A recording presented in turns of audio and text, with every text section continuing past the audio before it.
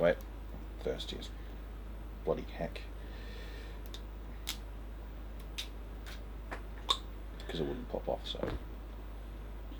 But I heard that, like, hit 3 places. It hit the ceiling, it hit my desk, and then it hit the floor down there. It was like ricocheting bullets. It just tastes funny. It's basically mineral water. Tastes like medicine. But it's electrolytes. It's what plants crave.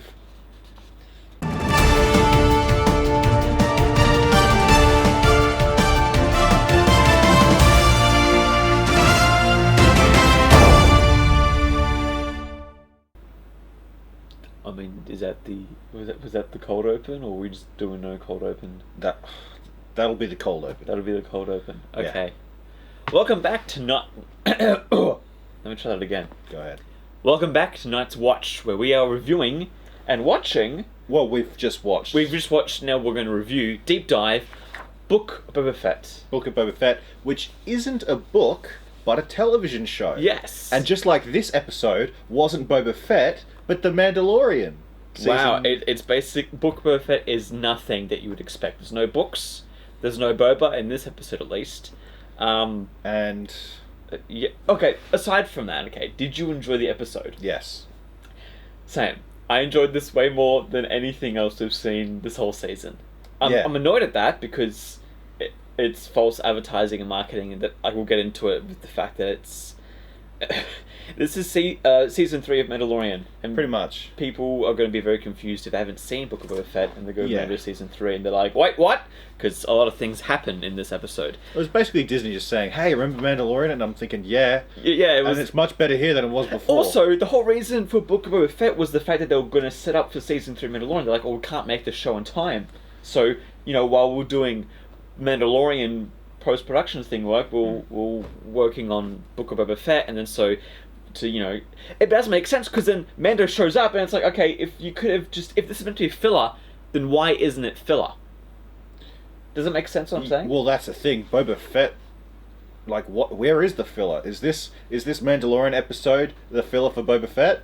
Or is Boba Fett the filler for Mandalorian? Because it was meant to be, that's what I assumed at the end of season 2. It's like, next is going to be Boba Fett, which, was going to be, more Star Wars while you waited for more Mando. Yeah. But now we're getting more Mando and the...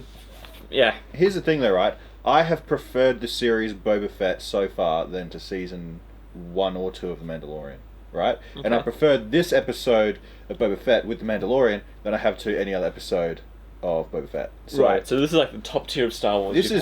No, this is not the top tier of Star Wars. Of the Disney Star Wars. This is just acceptable Star Wars. Acceptable, Like, okay. it's okay, let me rephrase that. Here's my thinking. Yeah.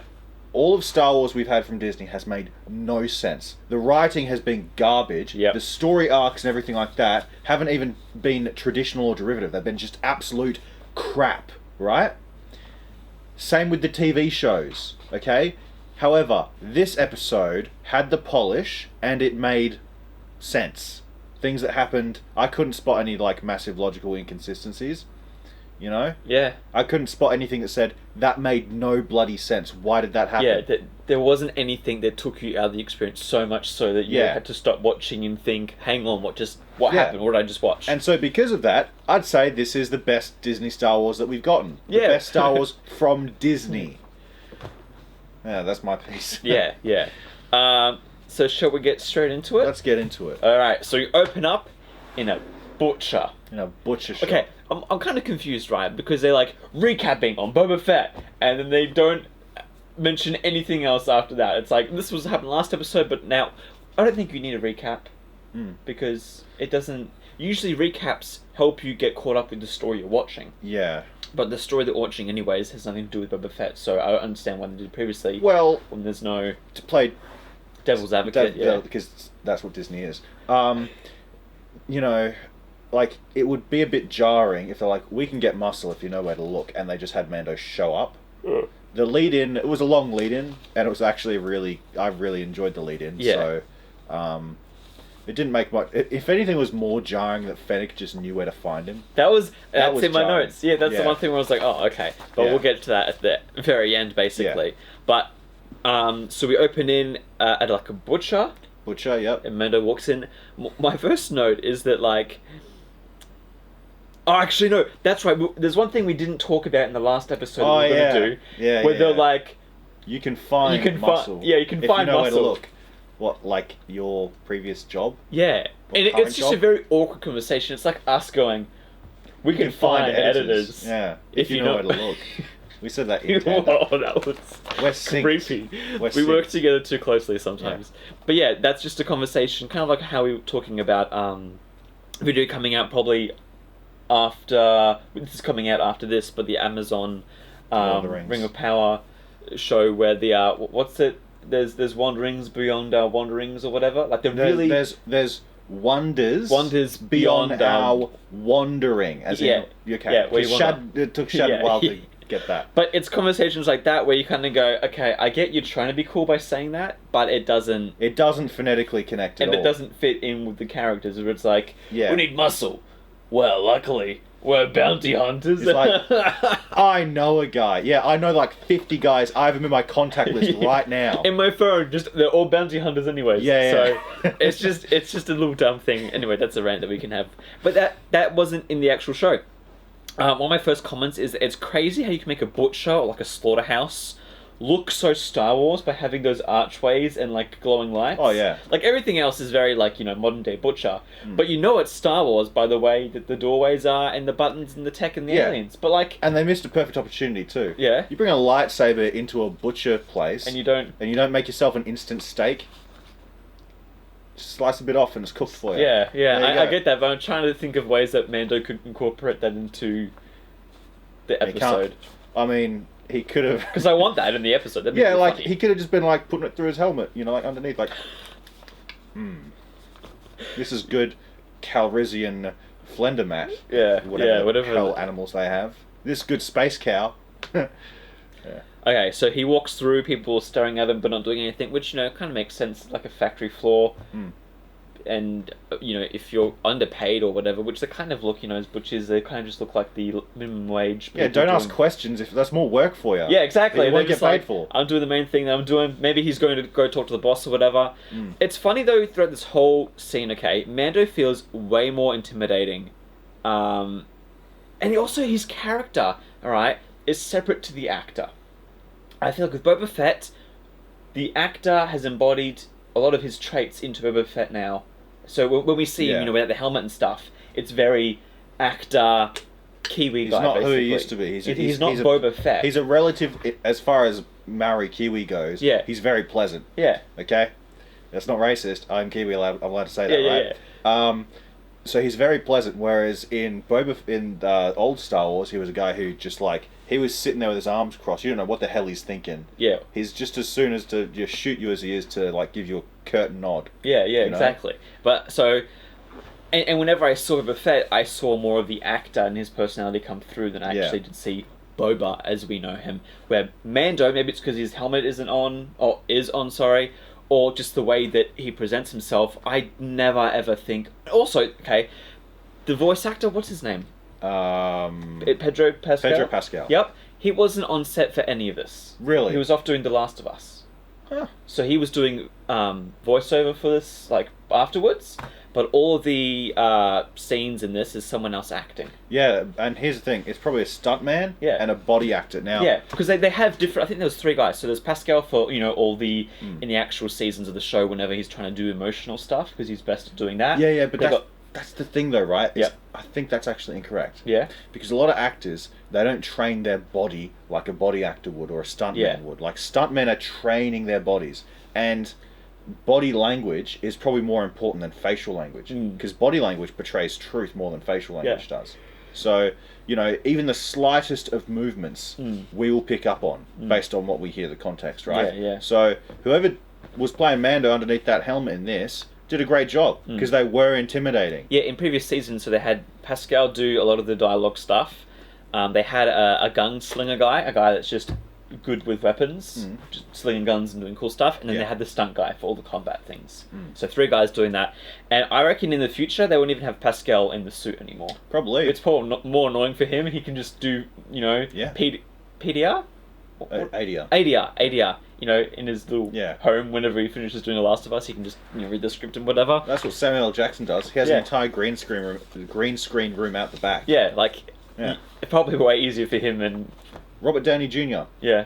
Every time he films one of his in-helmet shots, that's right. Yeah, it's all. He has that at home. Yeah. So it's like, okay, that works. It saves the effort of having to go in and put the suit on. Everyone can just work at home. Yeah. But here's the thing. You wouldn't have known that if we hadn't looked it up. Yeah. Which, again, is amazing and talks about how just the quality of the show has just doubled with Mando entering in and it being his story now. Well, I think a lot of that has to do with whoever wrote this episode and who directed this episode, which is a big surprise to me. I guess we'll get to that at the end since it happened at the end. Yeah. Or can we talk about it now? We can talk about it now because we know who it is. Bryce Dallas Howard directed this episode. The actress. Who would have thought that she'd be such a great director? She's the lady from Jurassic World. And what else has she done? That's the thing. I haven't seen her in front of much. Yeah. She was Gwen Stacy in Spider-Man 3. Really? That's her? That's her. Wow. Which was like, that was a long 15 time. years ago. Also, she was a blonde in that one. Oh, she's a gorgeous lady. And she's a great director too. Yeah, fantastic. This is the best episode this is the best Star Wars from Disney so far. Yeah. And it's from a woman director. Oz says that. Confirmed. Oz likes women directors. I like women now. No, but right. Always has. Kathleen Kennedy has killed Star Wars basically. Yeah. And this other lady has helped bring it back. Yeah. So good on you. Although I reckon they'll probably work together on stuff. I hope not. I hope it's just... Kathleen Kennedy doesn't know what she's doing, right?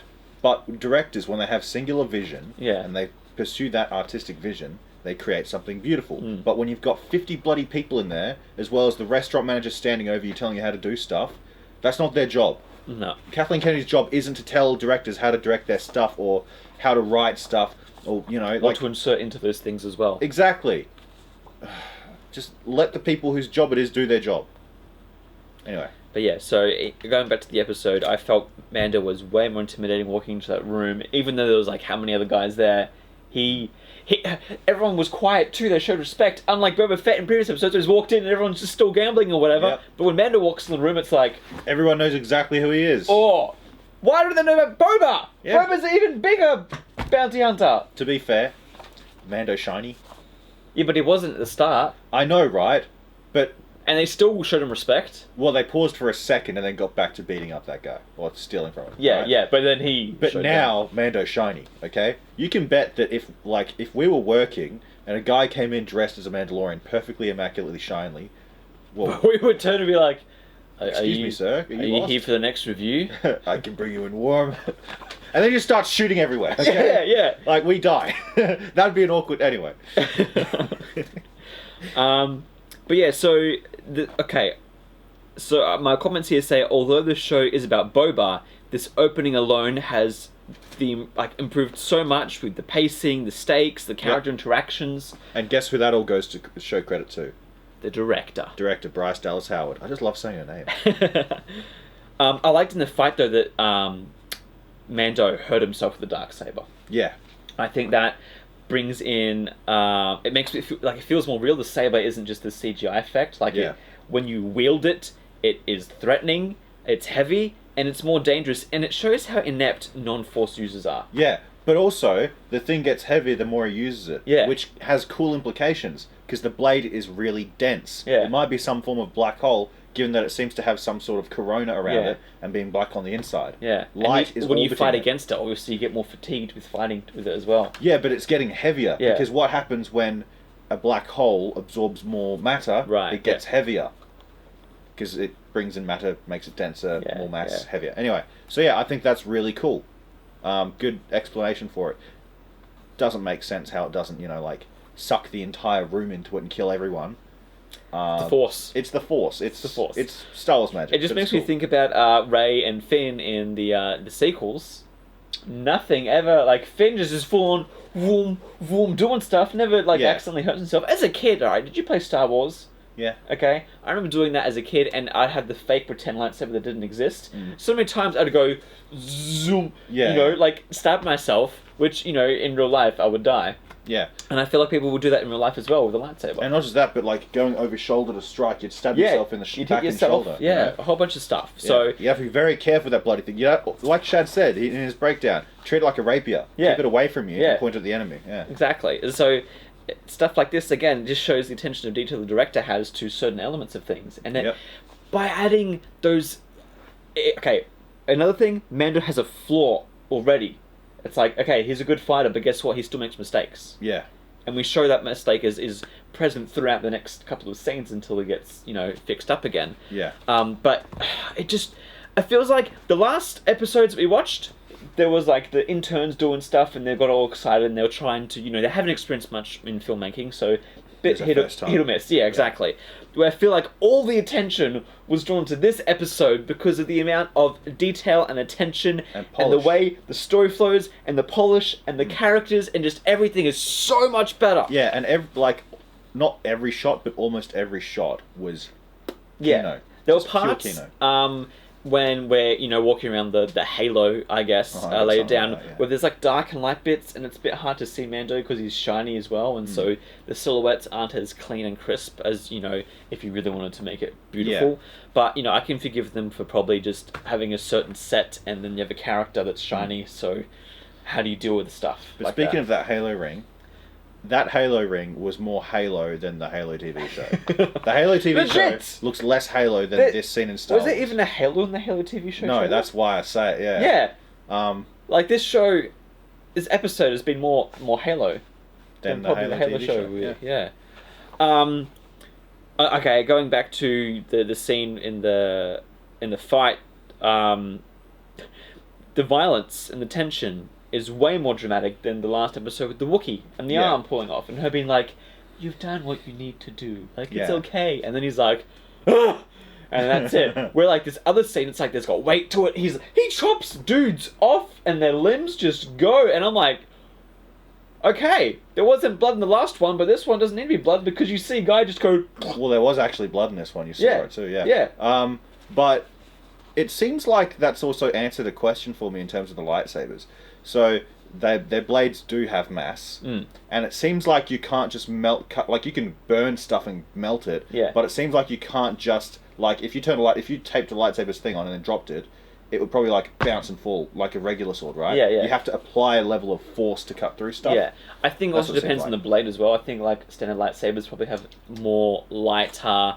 Plus, George Lucas has changed what lightsabers, how they work throughout the series. Like earlier days, it was very heavy broadsword type of deal. Where like in the prequels, he's like, nah, they're like really good masterful men, so they can do these cool swinging stuff. But that was cool. Yeah, that was very cool, and it makes sense because it's light. Yeah, and then in the sequel trilogy, they're like, I don't know, who gives a crap? I don't know. Star Wars, just Daisy Ridley, just whack him a bunch of times with that thing. Yeah, he'll try to block it. Basically. Yeah. But then Darksaber obviously is different because it's been made in a different way and it has different matter. So yeah, it's more like machete. I like that it's heavy and it feels powerful, and that's the whole reason. Yeah. With I think the big picture of this story is going to be that this blade, which has shown up only very recently, is a powerful, dangerous weapon, and they're already, explaining how that works. Yeah, and it feels powerful because of the limitations that it has on the character. Yeah. He finds it difficult to wield this thing and then not cut himself at the same time. I love the fact that he has this saber, and despite having the saber, he's not this perfect, polished, he's now King of Mandalore type thing. It's like, just because he has a saber doesn't mean that everyone's following him now. He's still doing his regular thing. He's just got his extra weapon, which he's trying to learn to control. Yeah. I love it. It makes sense. It makes sense. And I'm glad they got rid of that spear, but there was a mistake with the spear when we get up to that. Okay. Yeah.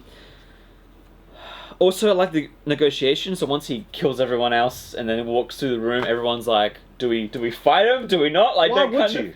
Or it's like, maybe you get reward for it, but your boss is dead. It's just tension in the scene. You think, okay, if they're smart enough, they're not going to touch him because he just killed everyone. Yeah, but look, I love Shad like a brother, right? But you can bet that if someone walked in with a literal lightsaber and killed him, I'm not going to pick up a machete and try to fight that guy. But again, there's still idiots in this world. And so there's still a bit tension of like, okay, are they going to make a dumb decision? Which they don't. And he does good negotiation. He's like, if you guys let me pass, obviously I'm outnumbered here, there's some credits in the back room, you can go have some. And And that guy who was like slowly going behind him, it's like, oh, is he going to jump him or is he going to go through? Goes through, which is smart. Yeah. So again, there's that tension of, okay, they could be idiots. We've seen this before, blatantly. Yeah. Early on, they could be idiots, but they're not. And so, they're using viewers' discretion to, kind of have that weight to the scene. Yeah. I was expecting Boba to jump out and be like, I trusted them to follow their self-interest. I don't know. Or Boba just being like, that's a bit heavy-handed. And then Mando's like, yeah, it's the Darksaber, obviously. Again, all the tension of the scene is so good, so well done. And then Mando goes in. Okay, how did you enjoy that long shot when he's like walking into the elevator? I liked how and it the showed. person's- Yeah, it showed a bit more of the, not nuance, but like a bit of slice of life. You know what I mean? It's like, again, if you saw a dude dressed like that come into an elevator, you'd be pretty like... Yeah, you'd want to look but also not be seen looking. Yeah, it's like, you're at the airport and you step into an elevator with like a security guard who's got like an MP5 fully kitted out. You'd be like, damn. Yeah, damn son. I love the long shot. Also, I think it's really good establishing shot of saying, okay, when we left Mando, there was a very emotional, moment, and it kind of left on a cliffhanger, but he's gone back to the day-to-day. So we feel like, okay, he's just doing the grind, he's doing what he always does. Yeah, just day-to-day grind. And it helps set up the story and understand as viewers where we are with him and his arc without saying, I've just been going day-to-day and doing... Like, he doesn't need to narrate what he's doing. We just see it. And it's funny when he goes in to give the bounty. I guess in this Halo ring, Mando doesn't need appointments. He can just go in and say, hey, I've done this thing. What? Yeah. Dude. I know, it's so unorganized. No wonder the planet's a mess. Well, it's not a planet, is it? True. It's a Halo ring. It's a Halo ring. They have different rules. Which, again, is like... okay, actually... Let's just see if I have anything else. Okay, we'll just quickly go through, because I want to talk about the Halo ring, because I feel like it's going to be a good discussion. Basically, I think this is like a Halo Coruscant, because it's a giant planet city. It's a ring world, yeah. But they've got some green parks in between, so I kind of thought like it's Star Wars, Halo, and New York into one. Yeah. Which again is interesting. Well, the Halo rings do have cities on them, except they're kind of more hidden and underground. Anyway. I love that. What Star Wars was in the beginning was like a love letter to like old serial TV show sci-fi movies and whatever. Yeah. And I love that they're revisiting other themes in sci-fi and bringing it into Star Wars, and we're not just getting another desert planet. But where does he go at the end of the episode? But even then, there's not much desert. Like it's not like he's in the dunes. He's or immediately whatever. back into space. Yeah, he's going to go meet another character. It's not the setting. So I'm glad that they. It feels like although they're not reinventing the wheel or whatever, they're not doing anything new. They're saying, okay, what else is in sci-fi that we haven't done yet in Star Wars?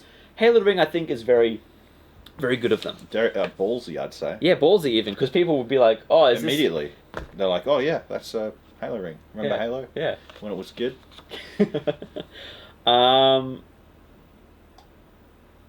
So let me just make sure that finish time and get the job done.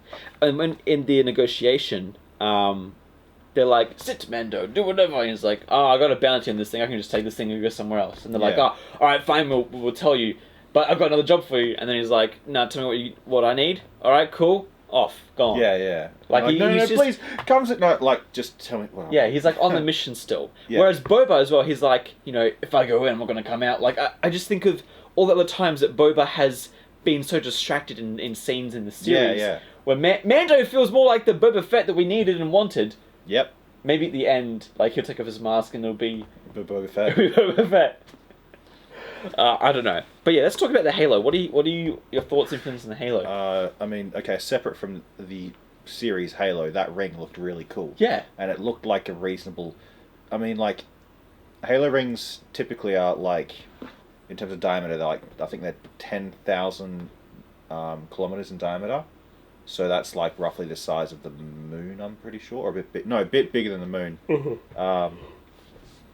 Anyway, yeah, it looked really cool. It reminded me more when we saw down, like in them walking around. Reminded me of the Citadel from Mass Effect. Have you seen that? Yeah. Just like that to me, but So I love that because it's taking all these different ideas. I feel like what happened was, right, they had a concept and like, okay, make something, this is a really cool space station basically. And so some guy was just like, oh yeah, throws it in the mouth, goes to all the like modern sci-fi video games and culture and stuff and just starts getting referencing, Citadel from Mass Effect, Halo from Halo, all this cool stuff, and it's like, alright, let's put it in Star Wars. Like, it's so much more character design, and it's paid off. Yeah. It's an amazing...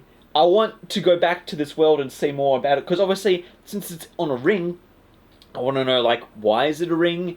What are people like on this ring? Well, there's a few reasons why it's a ring. Yeah. You don't need to worry so much about, like... Falling off the edge? No, orbit. So it can use... Apparently it can use... What's the thing where it's like spinning force and pushes you out? Yeah. Centrifugal force for gravity. Yeah, bunch of different things, right? What was I going to say? I had something. I forgot. Well, why a Halo? Why a Halo? Well, one, because they're cool. Two, because they're really cool. Look, I honestly don't know why the ring world shape like works for... One thing I think that does work, it's kind of like the Inception thing, in the dreams where like the world starts to come up. It's a cool concept for us, I think, being on a round planet where just things go off the horizon. Down, yeah. It's cool to see it go up as well. Yeah. So I think it's an awesome world. I would love, imagine a video game on the Star Wars Halo. Yeah, imagine if there was a good Halo game made in the modern day set on a Halo ring. Wouldn't that be great? Imagine a Halo game... sorry. A Halo TV show. No. Imagine a game where you're on a Halo ring and there's laser fights and alien species and exploration, and it was a lot of fun. Imagine that made in the modern day. Hasn't been done yet so far. In the past... 20... 17 years. 17. Yeah. Hasn't been done yet. They haven't done a good Halo game on a ring, I meant to say. So, I think their ring is a great idea. Maybe we're just being fanboys. Like, lots of things in here, we'll compliment and say it's good. And I don't know if it's either because, one, we've been so jaded with all the other crap we have to watch, and so we're like, oh, this is actually kind of decent. Maybe it's not amazing, but we're like, been so much in the trenches of what is awful. Coming out here is like a breath of fresh air. We're like, oh, it's decent. Yeah. And maybe we're just being fanboys, because there's parts later in the show where I just smile and go... Yeah, I was just thinking though, right? Yeah. Because member berries... They are alcoholic, right? So that's probably what we might have been dunked with, man. We might have just taken a hit of member berries when we saw the Halo, because that's what happened with me. I'm like, Nathan, it's Halo. Yeah, and then Shad, I don't know how, maybe it was like a psychic thing. He sprinted in the room, was like, what? Halo! Scared the crap out of us. Didn't even hear him come in. Oh. And also, throughout the whole scene of him walking from the bounty to the people and then going to find his other cult members, the whole time he's limping. Yeah. And when he's with the members, he's kind of holding it back. You can tell he's, acting all cool and tough. But as soon as he's out of their view, he goes back to... Again, it makes that problem consistent. Other times in fight scenes or whatever, when people get stabbed and stuff, all of a sudden they have a burst of strength and they're all doing stuff. And then at the end of the fight, they're like, oh, I'm injured again. Whole time you can see he's holding back that, and also it's a really good limp. Like, whoever is under that mask, that's what I'm saying, man. Props to you. You are so good, because I was watching that limp and it wasn't the default like, oh, I can't move this leg or whatever. It's like one leg he's on, he can hold more strength than the other one he's going on quickly. But it doesn't look like it's acting. It looks so real. Because I was trying to tell which leg was actually injured because of in a real life situation you can tell someone's limping, but you can't always tell which leg it is. It's usually the one they're exiting, isn't it? It's like they limp on the exit. They don't limp down onto it. They take more care going. But sometimes what other people might do is they will do the opposite, and the leg that's injured, they'll have out as straight. Like, it might be like, if it's a broken leg, they'll straighten it, and then when they go on it, they'll go, oh, they won't, like, bend it. Yeah, if they've got a broken leg, they probably shouldn't be walking on it. Yeah. I'm not a doctor. Yeah, and so in the show, it's very smart that what they do in here is that they put less pressure on it. They make it basically more limpy. Where most people, when you're saying, okay, you got a limp, the first thing they do is they'll stretch out that leg and make it, more solid and rigid and stuff. Yeah. So I do when I go limp. Just like that. Yeah, I was really worried. What? You thought I was going to make a sex joke? Yeah. I'm never limp.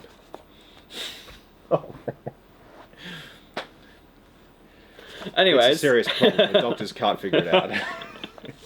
All the nurses have tested and they can't figure out what's wrong. More than 4 hours, more than 14 years so far. Doctors, help me. That would be so uncomfortable. I have to get a special mattress that has a hole in the middle. Okay, stop. I have to plank across the toilet seats. It dips into the water, it's gross. Okay, wait, just let me see if there's any more quickly. No, there's no more. That's all. I keep getting attacked by woodpeckers. Okay, they're going downhill now. Also, another little thing when he goes to find his cult members, when he goes down the ladder. Cult members? Yeah, he's basically part of a cult. They're a religion. Yeah, it's a cult. I'm sorry, but if they exterminated everyone down to the last 3 Mormons, would we be a cult? I mean, some people say we're a cult now. Fine, let's go Catholic. Oh, the Catholics are a cult. They're a popular one. Again... No offense, Catholics, okay? We are mortal enemies, but no offense. We're not mortal enemies. No, we're not. We're actually good friends now. Well... I don't... Actually, no, when we built the temple in Rome, you guys weren't that keen on it. Yeah, they're not keen on us in general, I'd say. Sorry. Not many are keen on us. Except for the ones that are, and when they are, we're keen. Not in that way. No. Not in that way, okay. No. We mean investigators. Yeah, converting. Yeah, converting, not like the detectives. They're not coming after us for anything. Tax evasion or anything like that. Not me, at least. Okay, so going back to Mando, I was talking about, he falls, kind of trips on the ladder because his leg's sore. Again, it's just reinforcing the fact this guy is injured. Where he hurting? I've just seen parts in other Disney shows and movies where someone's injured, but then they need to go somewhere, and so they'll cut. We don't see anything of them struggling. They're just like, oh, I got down that ladder, or I got down that hill. It's fine. Where in this, again, it's just reinforcing world elements and things that they've established in the show remaining consistent throughout the series, like the scenes that we're watching. Yeah. So I think it's all props to Bryce Dallas Howard. Yeah, just being like, okay, make sure you're limping still. Remember, you've got a limp. Remember, your leg's sore. It's limping, okay? You're injured. Like, she's just reiterating that, which I'm so glad that they're just doing that. Because if they did that for Boba, it's like, hey, remember, you got a jetpack, okay? You got a working, functioning jetpack, by the way. Jetpack, it is working, and you got a jetpack. I don't know what you're getting at with this. You could use your jetpack, Boba. You know, if someone comes and tries to attack you, you got a jetpack. Yeah, You can fly away if you've got a jetpack. Yeah. You have blasters, Boba. You don't need to fight hand-to-hand combat. Yeah, okay, you know, now I get what you mean. Like, there's just things in the world where, like, okay, if you were Boba and you had these items and something happened, you would use them. Yeah, it's like a Witcher not pulling out his sword. Yeah. And him going, oh, I'm going to fight you with my bare cuffs even though I've got a giant broadsword right behind me. Yeah. Stuff like that is absent in this episode, which I'm so glad. He uses all the tools at his disposal. All the time. Yep. All the time. Yep. Like, the guy goes into a fight, he doesn't just go, do. He brings out the blade and it's just like, I'm going to chop you guys. Yeah. Well, he's in close combat. Yeah. You know, and if you know anything about being in CQC, close quarters combat, or CQB, whatever, like, if someone has a knife and they're running at you and they're within, I think it's within 20 feet, and you've got your gun holstered, you're not going to be able to shoot them in time. They did that on our corridor crew. What they did was they had a plastic knife and a Nerf gun, and they had the Nerf gun holstered to the side, and they had a hallway, and even with more distance, they found that they were still struggling to, like, get the gun ready, and to aim, and to shoot, to do all of that. Yeah. So, even with the most, like, lenient handicaps, they still didn't manage to do it. So, yeah. So it makes more sense that he's just like, okay, boom. Wait, did he pull out his blaster at all? I think he did pull out his blaster, and then he got bitten on the arm, and then... Yeah. Okay. Probably wasn't the best idea to go for the blaster when But it's also, surrounded. you know, if there's a guy in front of you, you know, say a meter or so, it's easier to just go blast and shoot him than to get out your blade and then jump in it. But at the same time, he was surrounded, so just to go for the blaster when there's people all around him, he can let off only one shot at a time at one time. I guess it would have made more sense to... There's a saber, he can literally just go zoom and, like, bring massive arcs to defend himself. Maybe it's also just an old habit of him being like, yeah, I true. can bring you warm or cold, and then he's going to do his thing, but then it doesn't work out for him. It's like when a cop accidentally puts his taser where his gun used to be and vice versa. He ends up shooting the person running away. Yeah, so, look, we can find ways as viewers to guess, Yeah, get rid of loopholes, but we also don't want to give them too much credit. Yeah, and we don't want to give them too much punishment for when they don't really deserve it that much. I mean, again, we're critiquing a little thing, although we do tend to do that a lot of times. Okay, but they deserve it those other times. Yeah. This was directed by Bryce Dallas Howard, and she's so we're a bit biased here. Yeah. So again, when he's walking down, the scene's very dark, and he's very shiny. So watching the scene, it was just lots of black and white things just moving around. So composition, I would have maybe... It's a bit hard because when, for example, if he's in a desert or anywhere where there's nature, he's a lot easier to spot, and you can have composition that's very easy for him to, be doing stuff. We're in a darker, mismatched shape environment, it's harder to compose him in the scene. As a cinematographer, I would probably try to find out ways... You're a cinematographer? If I was cinematographer. Okay, I would try to find ways that maybe we can convey him travelling and moving around a bit more clearly, because as a viewer, I was like, it's dark, it's black, what's happening? Or, just cut those things and say, okay, now is where they're at. I did like their little underground area, though. That's like... It looks so cool. Yeah. It looks so Star Wars, but it didn't look like it was anything, in particular. It looked like a fresh area. Yeah, well, that's the thing. This is a brand new space station. This might be brand new technology. Yeah, yeah. I really liked that girl's meditating at the edge of space. I thought that was a cool visual. Really, I thought it was the opposite. I was like, really? Why? Okay, I would not, kneel on the edge, holding my two tools up like this, just going... She's meditating. Is she, though? Yeah. Are you sure she's not just sleeping? What else would she be doing there? I don't know. She's not a Jedi. Yeah, but you can still... People... You're not meditating as for, right? Yeah. It's for building a disciplined mind. Yeah. It's for... You're trying to make your mind quiet. Yeah. Because when you can do that, if you can actually make your brain shut up, you can control the rest of your body really well. It's a great source of discipline, right? Yeah. I've never been able to do it. I'm autistic or ADHD, whatever you call it. But I just think about it, right? People go to the top of mountains to meditate, Makes sense I they just go to think the edge that of maybe space. if you are in that trance, I wouldn't be doing it at the edge of space. She's not going to fall off. I know she's not. And she's got a jetpack, doesn't she? Yeah, but and also doing this, I feel like when you meditate, you want to have, because we did this in school all the time, you want to have your feet firmly on the floor and your hands basically loose. And There's many different ways to meditate. You can't feel things. So some people do... I feel like that. It would also get tiring holding those two heavy tools. Okay, but so you know how some people cross their legs and put their things together? They do that because the physical distraction helps quiet their mind. Yeah. They focus on the movement and the tension and maintaining it rather than any thoughts that are in their head. Yeah, okay. I can see that just as someone who, if I was... Who has never meditated before? I have. You have? Yeah. Do it right now. Oh, okay, good job. Sorry. My mind's clean. Wait, let me try to clean my mind. No. The boxes are too heavy. Yeah. No, just if I was involved in the show, I'd be like, maybe put us somewhere that isn't the edge, that someone can just go, whoop, yeet. Okay.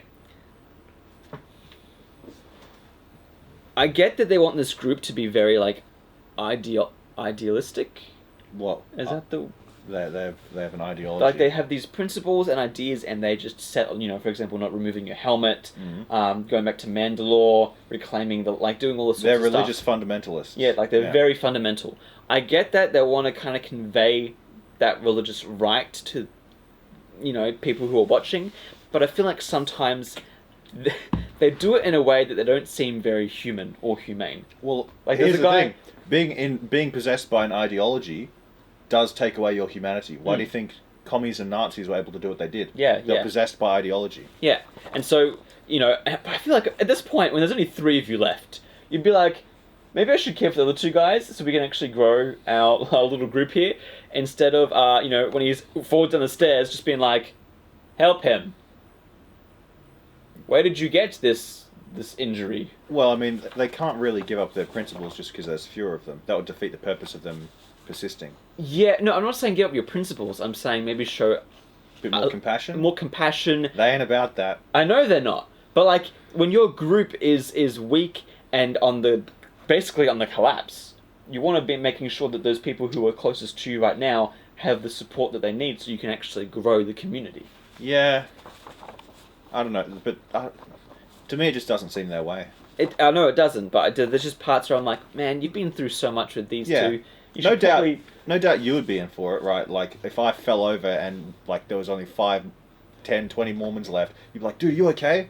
Right? If I got a paper cut, you'd be... I wouldn't paper cut. No. But, like, if there's a... if you want to grow your group, you got to make sure the ones that are already in your group are looked after. It's basically what I'm trying to say. Okay, I just... fair enough. I just think that's a bit of a nitpick, that's all. Yeah. And again... There's not deep much dive nitpicking, analysis. That's the thing, yeah. I'm finding things to nitpick where I'm just like, okay, as these characters, I get what they're trying to convey, but woman, you're nearly extinct. Just help Mando up this. Like the man's been injured. I saw a video. This guy was trolling this Twitch streamers, right? Yeah. And he says to the girl who's on the Twitch stream, like, "Yo, if I was the last man on Earth left, would we be a thing?" And they're like, and she's like, "No." And then he's just like, "Who would stop me?" Do we need to cut that out? No, we don't need to cut that up. Shad, up to you whether that's cut out. Oh, he doesn't watch these anymore. We are. He trusts us? Yeah. He almost said something the other day that I'm like, no, dude. Yeah. I know. We're unhinged on Night's Watch now. Yeah. So then she's like, where'd you get this injury from? And he's like, I got it from this. And then she does a deep dive lore on the origin of the Darksaber. Yeah, a bit of exposition. It would be cool if it stayed mysterious, I reckon. No, I think it's important to have because then it starts, again, they're trying to build the weight of this weapon and its meaning as more than just a lightsaber. Okay. It's got this, like, whole origin to it. Here's my issue, though. Are they going to re-explain this in Mando Season 3? Probably. Or are we just... But if that's the case, then why do it in this right now? Because he's in this episode now. Like, they are talking a lot about some really crucial elements and world-building and foreshadowing stuff that's going to happen with Mando and the Mandalorians and all that sort of stuff later down the track. But people who haven't watched this are going to be so confused or like, why are you putting all this crucial information into an episode of Boba Fett? I mean, is it critical information? It's important information for world building and understanding the elements of the story. Maybe you and I have a difference of opinion about world building and like storytelling. Is I really enjoy mystery. Yeah. Like I much prefer the explanation of the Forerunners and all the Halo stuff in Halo 1, 2, and 3 versus the blatant here's what happened. It didn't happen. Of the Forerunner books. Okay. Yeah. Like, that's just how I prefer it. Like, I'd prefer that someone pull out a dagger and, like, the person reacts to it, like, who knows what it is, like, oh, Yeah, okay. but have you ever watched a show with someone who always asks questions every scene? They're like, who's that person? Is he bad? Yeah. What is he doing? Yeah, see, what I would do is, if I was in that situation, wait for them to fall asleep and just... It's my mother you're talking about. But no, there's people in... Okay, I understand that, and I think mystery is really good, and there's elements now in culture where you will watch a show, and, you know, it can just be as simple as a Marvel end credits scene. Yeah. They don't explain anything, but what you do is afterwards you go online and read the wiki. Same thing with when you saw Darksaber, people were probably like, what's the black lightsaber in Star Wars? And then they get a whole Wikipedia on the, you know, expanded legacy universe on the Darksaber. But at the same time, sometimes you just shouldn't ask questions, or at least if you have a question, kind of keep it to yourself. Yeah, but I'm just saying that this is information that would be really good to convey to the wider Mandalorian audience, not just those who are watching Boba Fett. Because again, you come to watch Boba Fett and watch him do stuff, and right now we're not getting any of that. I disagree. You disagree? I think people didn't come to watch Boba Fett. They came to watch Star Wars. I reckon there were some in particular who were like, okay, fine, I'm going to get to see my childhood hero. Well, think about it though. There's not someone who's sitting there like, let's say that you watched Star Wars as a kid back in the day when it was like 80s, right? Yep. And then you didn't watch any of the new Star Wars, but then you see Boba Fett. You know, like, I don't think it'll go that way. It's just more Star Wars. If you're a Star Wars fan, you'll watch it. Yeah. You know. You might have been like, oh, it's Star Wars and it's about Boba Fett, hell yeah. But it's the fact that it's Star Wars. Well, anyway, whatever. I'll be honest with you, I didn't watch this show until basically the end of this season. Yeah. And it was only because I had some time to watch the show and I was like, you know what, I'm going to watch it. And then luckily we started doing reviews for it. Yeah. If I was as busy as I normally was and we weren't doing these reviews, I would have not watched Boba Fett. And then I would have missed out on all that information, gone into Mando Season 3, and been very confused about where we were in the story.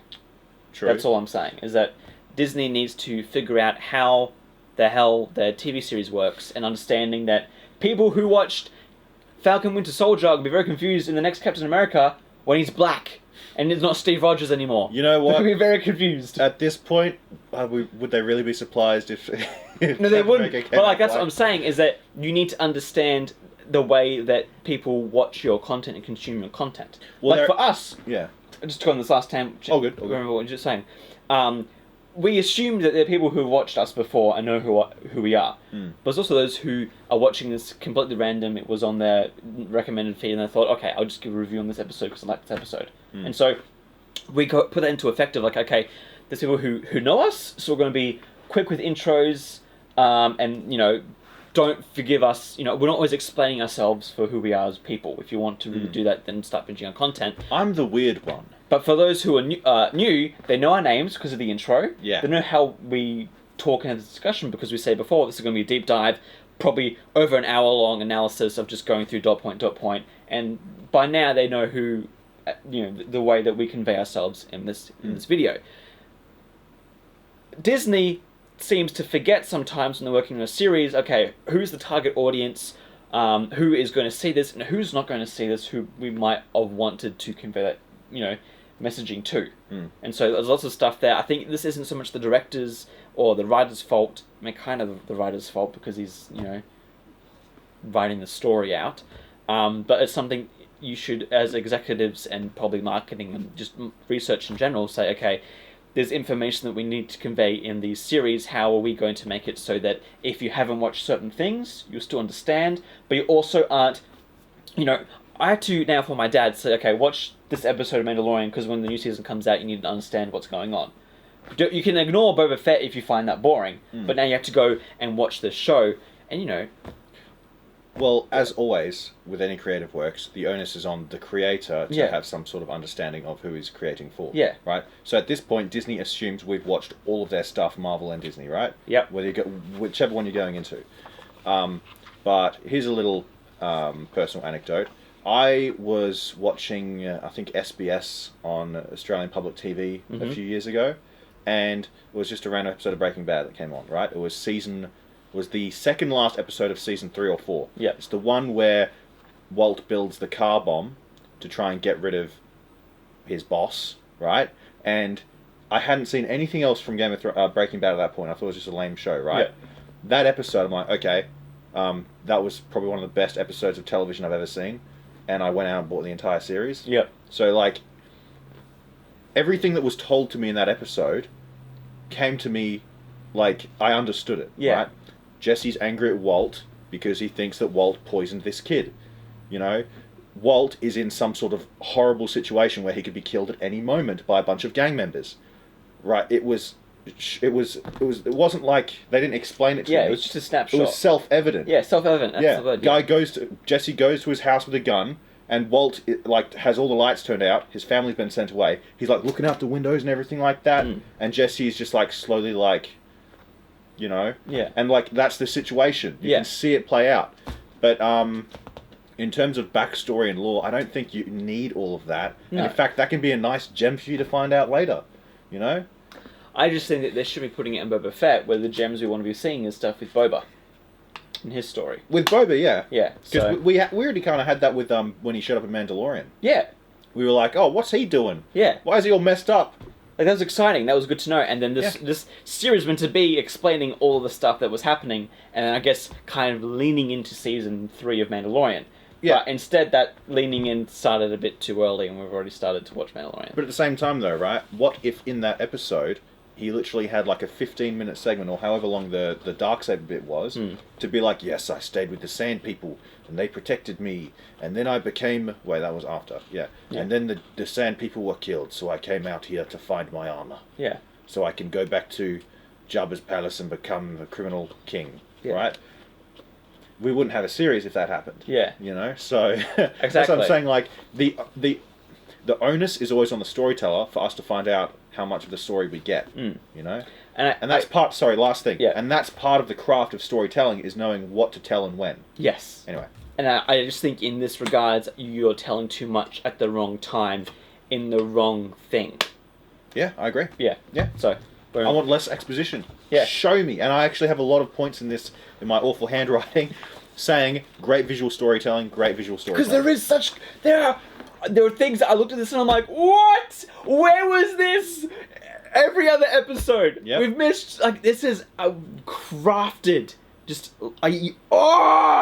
want to scream in joy and be like, it's so good. Yeah, I want to respectfully kiss Bryce Dallas Howard's hand, or like on the. And be like, you are a great filmmaker. Yeah. Make more And stuff. I think this might be her first time directing as well. If it is, Is it? I think it might be. I don't know. I think she did. Didn't she do Mando stuff?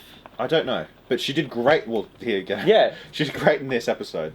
So, yeah. Let's go back to where we. Where were we? That's right. They were explaining about the Darksaber.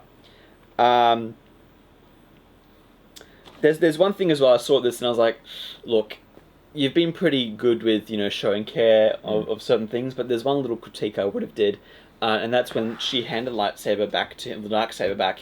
He just had his hand over the nozzle where the blade came out. Yeah. And I would be very careful with this hilt. You'd be like, thank you, don't want to press the activation button, even if the safety is on, you still don't want to accidentally pull the trigger. Okay, here's the thing. Lightsabers don't have safeties. Okay, most lightsabers don't have safeties. Most of them. Go get a lightsaber. No, but seriously, right, if I handed you my phone, right, like this, and my phone had the potential to, jut out a blade and kill you, you'd be it's the careful same with with it. pocket knives. Yeah. You're very careful with the way that you hold them and Or a bring gun. A gun, anything like that. This one, it's kind of like, it's deactivated, so we can just toss it around like an iPad. Yeah, I mean, exactly, right? Like, you're lucky that it wasn't Ben Affleck underneath... Not Ben Affleck. What's his name? You know who I'm thinking of. Yeah, right. Have a Alec Baldwin. Yeah, you're lucky it wasn't Alec Baldwin who was handing the lightsaber back. It would have killed the person. like... Anyway, with the handing the lightsaber back, this happens immediately. So, piece of visual storytelling. The other Mandalorian, looking at the blade longingly as it's handed back, it lingers on him, and we see that he's watching that blade. Yeah. We don't even see his eyes or his expression. But you can see it with the reflection what he's looking at. Yeah, and I think it was Jon Favreau underneath that helmet. Oh. Yeah. I mean, it makes sense because it was a bigger guy. Yeah, Jon Favreau's a big fella. Yeah. He's a great director too. Not doing so well in the writing department at the moment. And look, he's hit or miss. He's made some good stuff, but other stuff I'm like, you're getting too much into... You're getting distracted. Yeah. Like he did... Like in Iron Man 2. And Jungle Book and The Lion King. It's like he was getting a bit too distracted with technology and not actually understanding storytelling as much. Someone did a one-sentence review of Iron Man 2, bit of a thing. He said, every scene in this movie was great, but the movie overall sucked because the pacing was awful. Anyway. Yeah. So, yeah.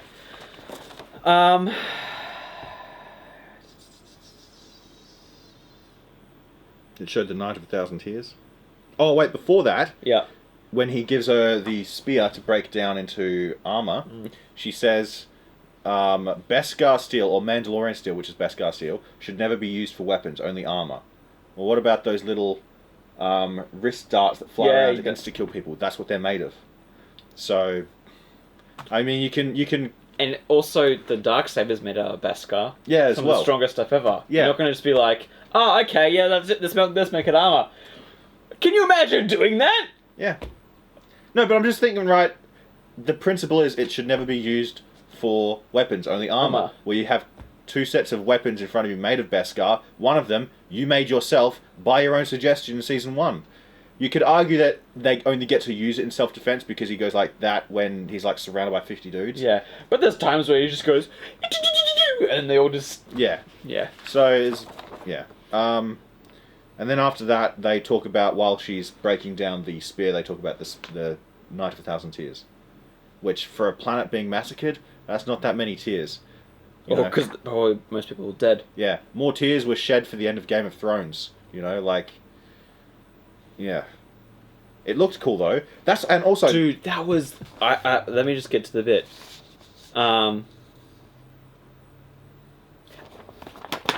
Say your part. Okay, so what it showed in The Night of a Thousand Tears, that is what a standard run-of-the-mill Warhammer movie or show would look like.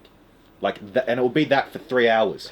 because it's just that, man. It's just the setting for Warhammer is literally War. War is almost everywhere. Almost everywhere. There's little pockets of peace, you know. Well, actually, it's the other way around. They just focus on the war that's happening all over the place, right?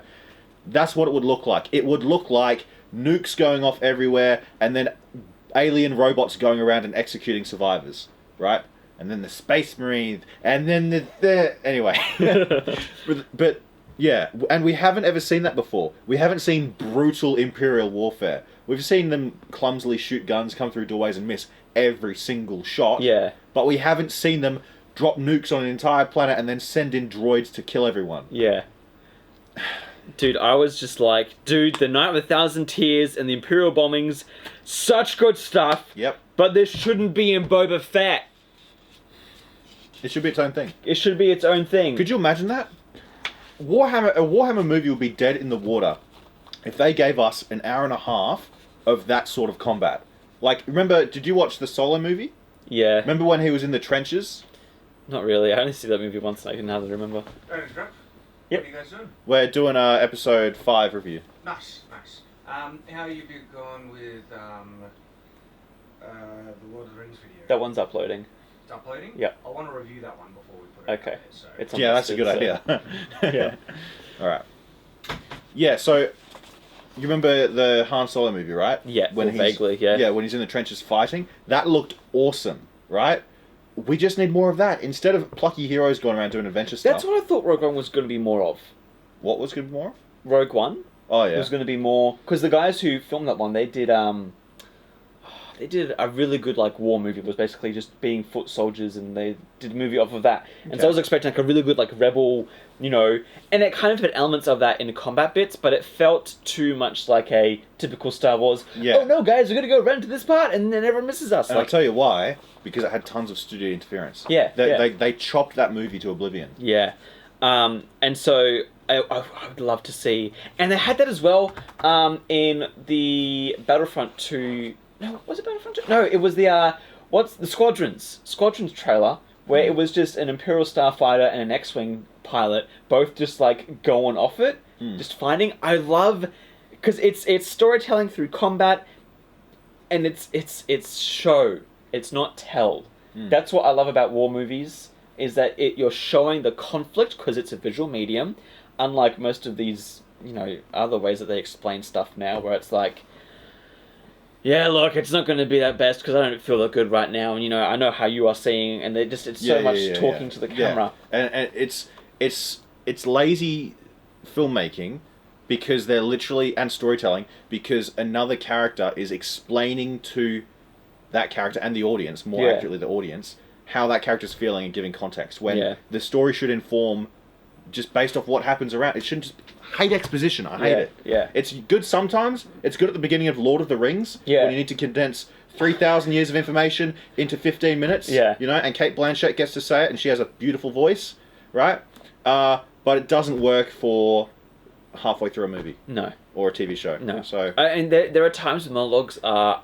Like, you know, it makes sense if, for example, you are doing a presentation in front of an army of people and you try to rile them up. Yeah. That's when words work, because you're trying to, you know, invigorate and get these people to do stuff. Yeah, Men of the West. Like, that's good to watch as well, because you don't always get to experience that in real life. That's conveying, like, something in history that you're like, dude, you should have been there when he gave that speech. Or... You only get that sort of stuff at a Trump rally nowadays. Yeah. But... And we're not even sure if it's him. But in this, she's just explained the law and stuff. We do get a glimpse into a new Terminator movie, though. Oh, yeah, true. Terminator vibes. Choo-choo! Choo-choo! Choo-choo! I was thinking Warhammer. I do get where... but I was thinking Warhammer when I saw that. It looked like Necrons on a bloody... Yeah.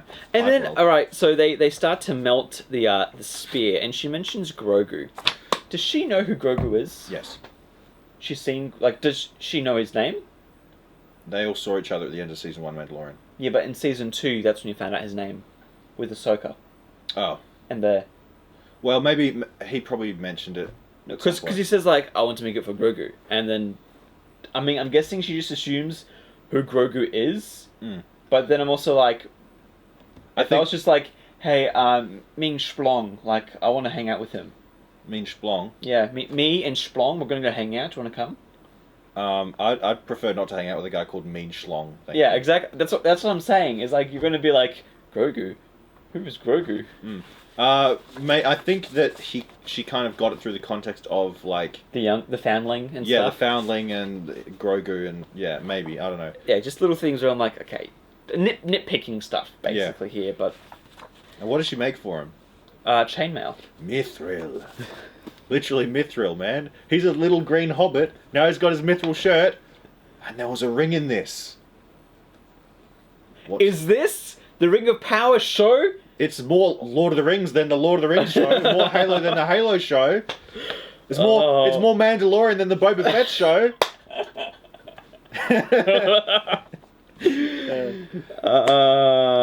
And dude, oh wait, we'll get to it later. Yeah. Okay, so then they're training. Training? They're training, or like he's got the yeah, sword yeah. and they're going ting, ting, ting.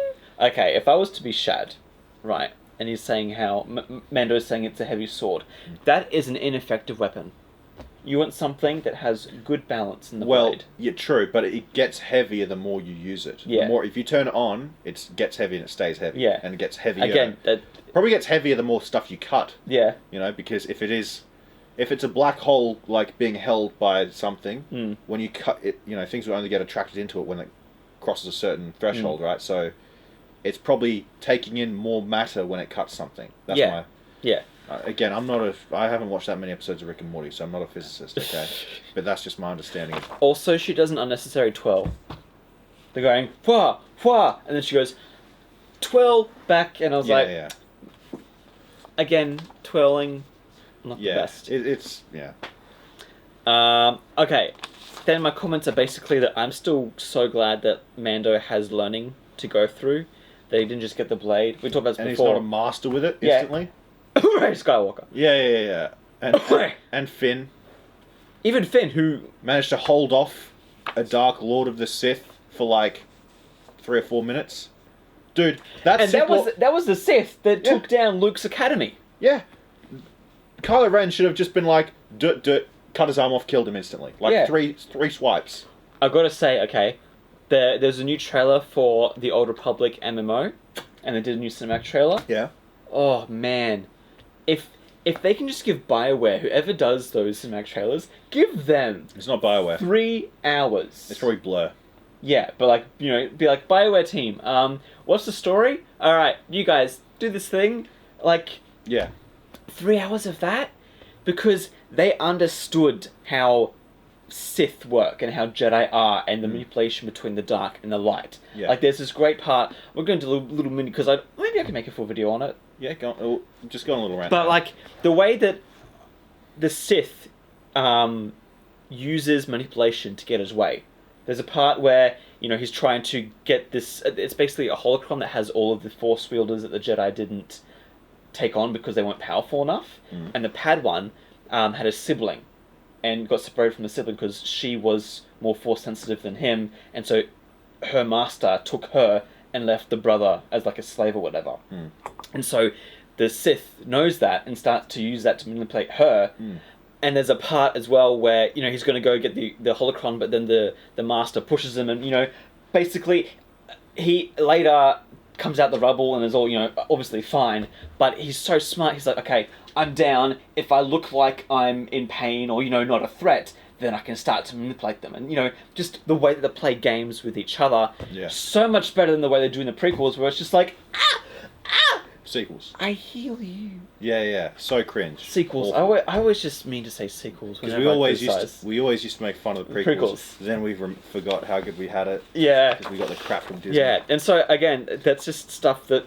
With that trailer, was it really good, like... When I say visuals, I mean like how the camera was moving, all of it, everything like that, all visual storytelling, all that. All of it. Those guys are like they're literally, that's the whole gig. Yeah. Right? The people at Blur. Yeah.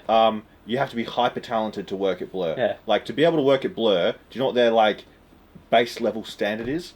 You have to be able to completely make a photorealistic human, rig it and texture it. Yeah. Photorealistically. Yeah. Do you have any idea how bloody different? That's decades. I know. Yeah. There's a reason why my games look very stylized. Yeah. And that's because making a realistic human being, not only like visually but also with motion and stuff, is incredibly hard. And also colour, texture. Yeah. Like, you got, for the rigging, you've got weight painting. Those are which is the all most separate difficult part. jobs in the industry. Exactly. You've got They're all rigging artists, you've got character artists, you've got texture artists, you've got animators. Yep. That's 4 separate jobs where people spend decades Yeah. mastering that specific thing. And even like things like weight painting, which is incredibly important for what do you call it? Rigging. Realistic humans. Yeah. That's its own separate job to rigging. Yeah. You know, so anyway, of course the people who do Blur are just Fantastic. masters in their and field. it's No one does it better than them. Yeah. They did Halo 2 Anniversary. Mwah. Everything they did in that, oh man, it was so good. Anyway. It was so good. It's so good. It is. It is. It is. But yeah, going back to the show, we go on tangents sometimes. Tangents. So there's still a learning process, and I'm glad he didn't get the saber and become more powerful. There's a... So basically she says that he's not ready, and he's like, no, let me try again. And then she says, persistence without insight will lead to the same outcome. So my question is, why are they making another new trilogy in Star Wars with Rey? Well, they've had some time to think about it, and they've decided, we'll do it right this time. Much like communism. You know, they're just... Yeah, this time Rey will be powerful the whole way through. Yeah. Look, no, honestly, right? They might actually be able to fix all the problems with Rey's character and Star Wars, like, movies, if they actually take on the advice that was given to them. One, don't have your hero be a Mary Sue who can just do everything and everyone loves her. Give them flaws, Yeah. have them struggle, and make them lose something. Yeah, if they did that for Rey Skywalker, there you go, you've got a much better character and story. Yeah. So, all power to them if they're going to do that, but if they're just going to give us the same crap that makes no sense... It's just all fan service, and at the end, Yeah. you do everything that, you want to because it's... So, honestly, right, I hate Disney Star Wars, and I'm not a fan of Rey Skywalker, but I hope they can redeem it. I hope they can give her a decent character to portray. Yeah, Anyway. because I think she would have been a really fun character, and I think George Lucas was really upset because that was kind of his plan. Yeah. Like, although they changed the characters' names and this and that, a lot of the relations and the way that the story was set up to be was from George's script saying, this is what I planned on doing. Yeah. But then they botched it because they just got rid of all of the actual things that make a story a good story. Yeah. Struggle, sacrifice, virtue. Yeah. Yeah. Also, she's not the best teacher. She's just saying, you're weak, you suck. She's not like, feel... She doesn't even say follow with the blade's strength. She says, it's because you're fighting against it. Stop fighting against the blade. You're fighting against, like... Okay, what do I do then? Yeah, exactly. But then the other guy's like, that blade was in my family for, generations. My family made that blade. Yeah, basically. And he's like, and I want it now. Which is basically infighting. Yeah. It's like you've got 3 guys left, and then one guy gets a cool Darksaber that can probably, rekindle your entire nation. But then the other guy's like, nah, I want it. And then the middle chick's just like, this is the way. Well, that is their way. Yeah. And that's why they're religious fundamentalists. You take off your helmet, you're an apostate to them. That's a big deal. Well, we'll get to that when that happens. Yeah. Because they do have that conversation. So basically infighting. If they kill Mando, they're basically down another person. Which is like culture and rights over preservation of, your people. What happens if the other 2 start fighting? Well, some people never compromise. Yeah. And those people are... Those 2 do not. People who don't compromise on anything are generally But even really they strong. kind of did because Mando was in trouble, and so the entire Mandalorian people came out, and then they got killed by the Empire. Yeah, but that's the way. The way is you look after your own.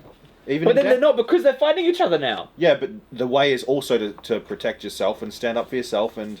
So They're again, warriors, man. conflicting interests of like, okay, do we protect our people or do we protect my pride and what I think is right? Like, it's... Well, it's different. Well, again, like it would be hard for you to understand how they think because they're a warrior race, Yeah. nomadic warrior race, right? Yeah. But like the Vikings, for example, we'd probably have a lot more in common with them than we do Mandalorians, Yeah. right? Vikings were infighting more often than they were fighting and other pillaging people. other places, yeah. Yeah, exactly. They were quite happy to do it to each other. That's just, and at the same time, they'd turn out for each other if they were in trouble too. Same thing with like, at least for my family, we all barely talk to each other. Yeah. But you can bet if one of us was in trouble, that everything will be dropped instantly. Yeah. So. Okay. Yeah. I find it funny though that when he does come out to fight Mando, look, this guy's massive and big, but the things he brings out is like a dinner plate sized shield and a little stabby knife. You know, bucklers are a thing, though, right? I know bucklers are a thing, but it's because of weight and size. I mean, if these shields, which you can't see because they're not really in shot, if they were lightweight, because it is a light little air shield. Yeah. Like that's the thing though. I was like, oh, bucklers are a thing though, but then I was like, hang on, if it's just like a light shield that obviously he isn't carrying around a lot, just make the shield bigger because it's lighter. Yeah. Isn't there some sort of square cube law? And I got this from Better Call Saul, where based on like how energy sources work, the energy source has to be exponentially more powerful as it goes out. Yeah. So to have a little shield, little energy, to have it get bigger, much more energy over distance. Yeah. Again, it'd make more sense to just have a Beskar shield, I think. Yeah. Than just Is his armor made of Beskar? Yeah. Oh, okay. Well then, yeah, he should. Every just be able to Mando's take it. armor is all Beskar. No, not everyone. Mando's armor is complete Beskar, but Boba's is. Yeah, his is too. Yeah. But in season 1, his armor wasn't. It wasn't pure Beskar. I don't think it was Beskar at all. Guys in comments who are Star Wars nerds. I'm pretty sure it was all Beskar. I only thought it was Beskar when he... Anyway. No. Who knows? But yeah, again, it's just like little things where it's like this giant intimidating guy has this little stabby knife. I'm like, okay, at least have something. Like a saber. Like a actual sword saber would be cool. I'd love to see that in Star Wars. And not just the Old Republic. Yeah, it was kind of underwhelming. This big as intimidating dude. It just like brought a knife to a gunfight. Well, it brought a knife to a lightsaber fight. Yeah. But no, I'll tell you what though, you got to give him credit, because he went for it and then it got cut off instantly. It's like, oh crap, okay, hand to hand then. Yeah. That was pretty cool. At least yeah. Yeah, I wasn't expecting it to be like, well, okay. At first it would be like, well, okay, see ya, no, we're good. Yeah, exactly. It was kind of cool for you just had, again, I keep saying the term, visual storytelling, where it's just like, that was cool. I like that. He just threw it out and put it all in. He seemed more of a threat when he didn't have the knife in his hand. Just saying. Yeah, which that's the thing though. I feel like it would be more intimidating for Mando if he didn't have anything. Like if he was just like going just at walked up to him. Yeah. Yeah. Like the shield and knife made him feel more sissy to me. Yeah. But if he was just like cracking the knuckles. Yeah, and just and that was there. it. And then they got it on. Like, I would have cracked myself because that guy's way bigger than you. Yeah. He can easily just grab the hilt and just. If he just like blocked with his armor, Which it does repel the Darksaber. If it's Beskar. Which I'm pretty sure it is. I'm like 30% sure. Well, because there's parts where he does deflect it. Yeah, that's true. With his That's armor. why I'm saying like I'm a bit on the fence about it. Okay. And then basically they fight. It was a little bit misleading with seeing who won because it looked like the big guy won. Well, and then Mando was like, "I'm gonna." It's not over till it's over. Yeah. None of them had a killing stroke, even though the guy had the lightsaber. He didn't take the killing stroke. Yeah. But then right when he's about to kill him, the lady's like, "That's it. You've proven your point. Okay. Have you taken off your helmet?" Like she says it in a way to me that just seems like she knows something. Yeah. Well, no. Remember that happened in the first season. Yeah. When they had a fight, and then she's like, "Have you taken off your helmet?" I think it's sure that they're worthy. Yeah. Well, I think that. I think it's more of a like a balm. It's like you're both Mandalorians. Yeah. No need to kill each other. This is the way. Yeah. It's that simple. But in this one. 8 Imperials, 8 Gungans, love me helmet, simple as. Have you seen that, the North FC? It's like the British people, it's like, I don't know, 8 the Irish, love the Queen, simple as. Yeah. I love it. I like the fact that when they ask Mando, he tells the truth. Yeah. I feel like there are so many characters in this modern day and age who lie, or do white lies, or manipulate the truth in some way or other. I'm glad that people, and like kids especially, can look at Mando as this hero in character and say, okay, Mando tells the truth. Even if it's hard, even if it's something as bad as getting kicked out of your own religion, he still was like, I have.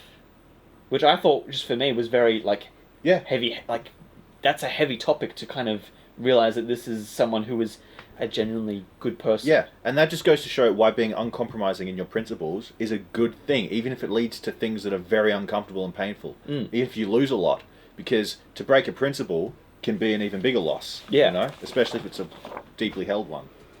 Because if you start there, where does it end? You know, and honesty is the big one, or at least not lying. Okay, and here's my gripe, my one big nitpick. Mm. So he's no longer Mandalorian, but they let him keep the armor, the jetpack, and the Darksaber. I'd like to see them try and take it from him. They're his things. I mean, the other guy kind of had him going for it for a little bit there. What do you mean? When they were fighting, Yeah. he would have. He had the Darksaber, the big guy. He could have just done something. And so if they were both, and the thing is, though, before Mando got Boba's armor because the sheriff wasn't a Mandalorian. He shouldn't have that armor. Well, to be fair, right? So yeah, he wasn't a Mandalorian, Mm. and then he's like, okay, he's like, give me the armor. He's like, no, I'm not going to do that. All right then. All right, I'll give the armor, but can you give us a hand? Yeah. And that settled it, Yeah. right? And then it's like, give me the Darksaber. No. Okay, let's fight. Okay. You settled it. But again, when you get kicked out of the order, I feel like, you know, they're kind of be like, okay, get back to the armor now because Well, you're no longer Mandalorian. At least It's having not theirs to take back. But that's what they've done previously in the story. Like they've set up that like only Mandalorians can wear armor. Well, he can be redeemed if he goes to the living waters beneath the mines of, what was it? Mandalore? Yeah. And they're like, Mandalore's destroyed. Like, tough titties. I know. We told you where to go. But then it's like, okay, if you get fired from a job, right? Mm. You don't get to keep the company laptop. You think if I get fired from this place, I'm going to let you guys keep my computer? You'll keep the other new one. monitor. But you're not keeping my no, but computer. that's your computer. That's my point. Yeah. It's his armor. It's not, but it got made for him. With the best guy that he earned. And then he gave a ton back. Again, this is... Okay, I'm not saying, Oz, that this is the right thing to do. I'm saying that because of their principles and the things we've seen in the past with them getting Mandalorian armor from people who aren't Mandalorians, if you get excommunicated from the Mandalorian religion, you probably would get some stuff taken from you, like your armor. If you get excommunicated from... Not that you would, you're the least likely person, right? You're the best boy Yeah. that I know. Would they take away anything from you? Yeah, What would they take? the garments. Oh, yeah, true. I Well, couldn't there wear you go. those anymore. I guess that is kind Couldn't of go to like the an temple. armor. Yeah. Yeah, No, that's a fair point then. Okay, maybe they should have tried to take the armor from him. yeah. So, I'd like to see, like, maybe it could have been like, give us the armor and the jetpack, and then he just jumps off and flies away. exactly, that's all I want. That's all Yeah. I'm saying. Okay, Just it to could have remain worked. consistent. Just to be like, you're no longer part of the tribe, but also, you know, give back the bonuses. And then, because there's two Mandalorians left, basically, Yeah. right? It's getting out of hand now. There's only two of them. Yeah. Yeah. I just love that quote. This is getting out of hand. Now there's two of them. It just works. Um. Then they get on basically the Yes. Also, again, going back to the reason this is Boba Fett, getting excommunicated probably should be something you should see in Mandalorian Season 3, because in Season 2 he took off his helmet a few times. Everyone's like, oh, what's going to happen next time that he goes to meet them? Wasn't it only once he took off his helmet? Twice. Oh, twice. That's right. Once Oh, in the Imperial base, okay. and then once for Grogu. Yeah, but I think the rule is that no one can actually look at you. You can't take off your helmet, and no one's allowed to see your face. Yeah. But if he's like in the corner and he's just like scan, does that really count? Did what's his name? Oh, he did. No, you're right. He went. Yeah. Yeah. Okay. Yep. Yeah. Fair enough. Yep. So his face. Yep. But that's the thing, man. Dude, that was such a heavy scene when they were in the Imperial base. I actually read that so much because of my religion and like rights and stuff. Yeah. And having like one guy that's given Mando a pain for his beliefs. Yep. I was just like, oh, Mando, I felt you. Yeah. My high school experience right there. Yeah, I was in the Shadowversity Discord arguing with a German atheist. I get the vibe, man. Yeah. And a guy who said he was an avowed Satanist. Oh, Yeah, but like, okay, so here's the thing, right? If someone was an actual Satanist, they'd be like killing and murdering and raping, right? This was just, where they're like, oh, I I'm know. a Satanist just to trigger Christians. Yeah. Even then, why would you choose what it's considered by almost all religions to be the personification of all evil to ever exist. Anyway, They're just trying to make it's making evil look good and good look evil. Basically, is what they're doing with that. Yeah. But what were you saying before about the helmet? Keep going. Was I it had something. Was it related to the previous seasons where he took off his helmet and people saw his face? Yeah, that's Okay. right. First thing, there's two things. One's about Bill Burr, one's about that, right? Have you ever heard the term "love is the death of duty"? It's from Game of Thrones. Mm. Is that like what is duty to either your religion or anything compared to the feel of a newborn in your hands? Yeah. Right. Like he did that for Grogu. Yeah. Which again, I don't want to be wanky over Game of Thrones, Star Wars. I'm not the biggest fan, but it hits me in the feels when someone's like makes small personal sacrifices for other people. Yeah. So that's that. And also Bill Burr in that scene where he's like, dude, like we got like 10,000 of my friends killed, and then he shoots the Imperial officer. That was badass. Bill Burr's a great actor. I want to see him in more stuff. Me too. Yeah. Me too. He's so good. I want him just to reappear.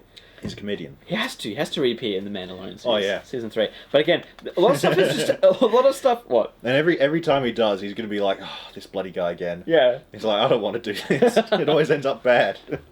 Yeah. Again, this is really important stuff for Mando's arc that shouldn't be in Boba Fett.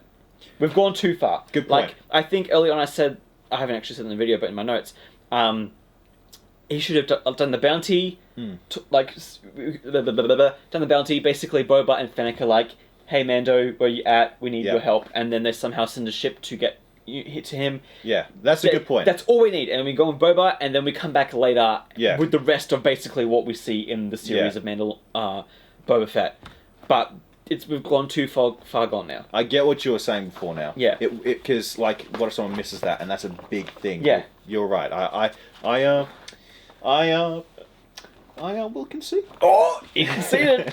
There you go. Ben's left his mark on this. He has. And then he gets on public transport. Which I love. He took the bus. He took the bus. What's wrong with that? No, here's the thing, right? You've seen all these bloody. I saw this on a web on Discord, right? Yeah. It's like, it showed LA, right? They have like a 6-lane highway, and like, oh, there's tons of traffic. We need more lanes. Oh, okay, let's have them up in the air this time, bending around, killing around each other. More lanes. We'll fix the traffic this time. And it's just endless roads everywhere, and still packed traffic. You know what fixes that? Buses. Trains and buses. Yeah.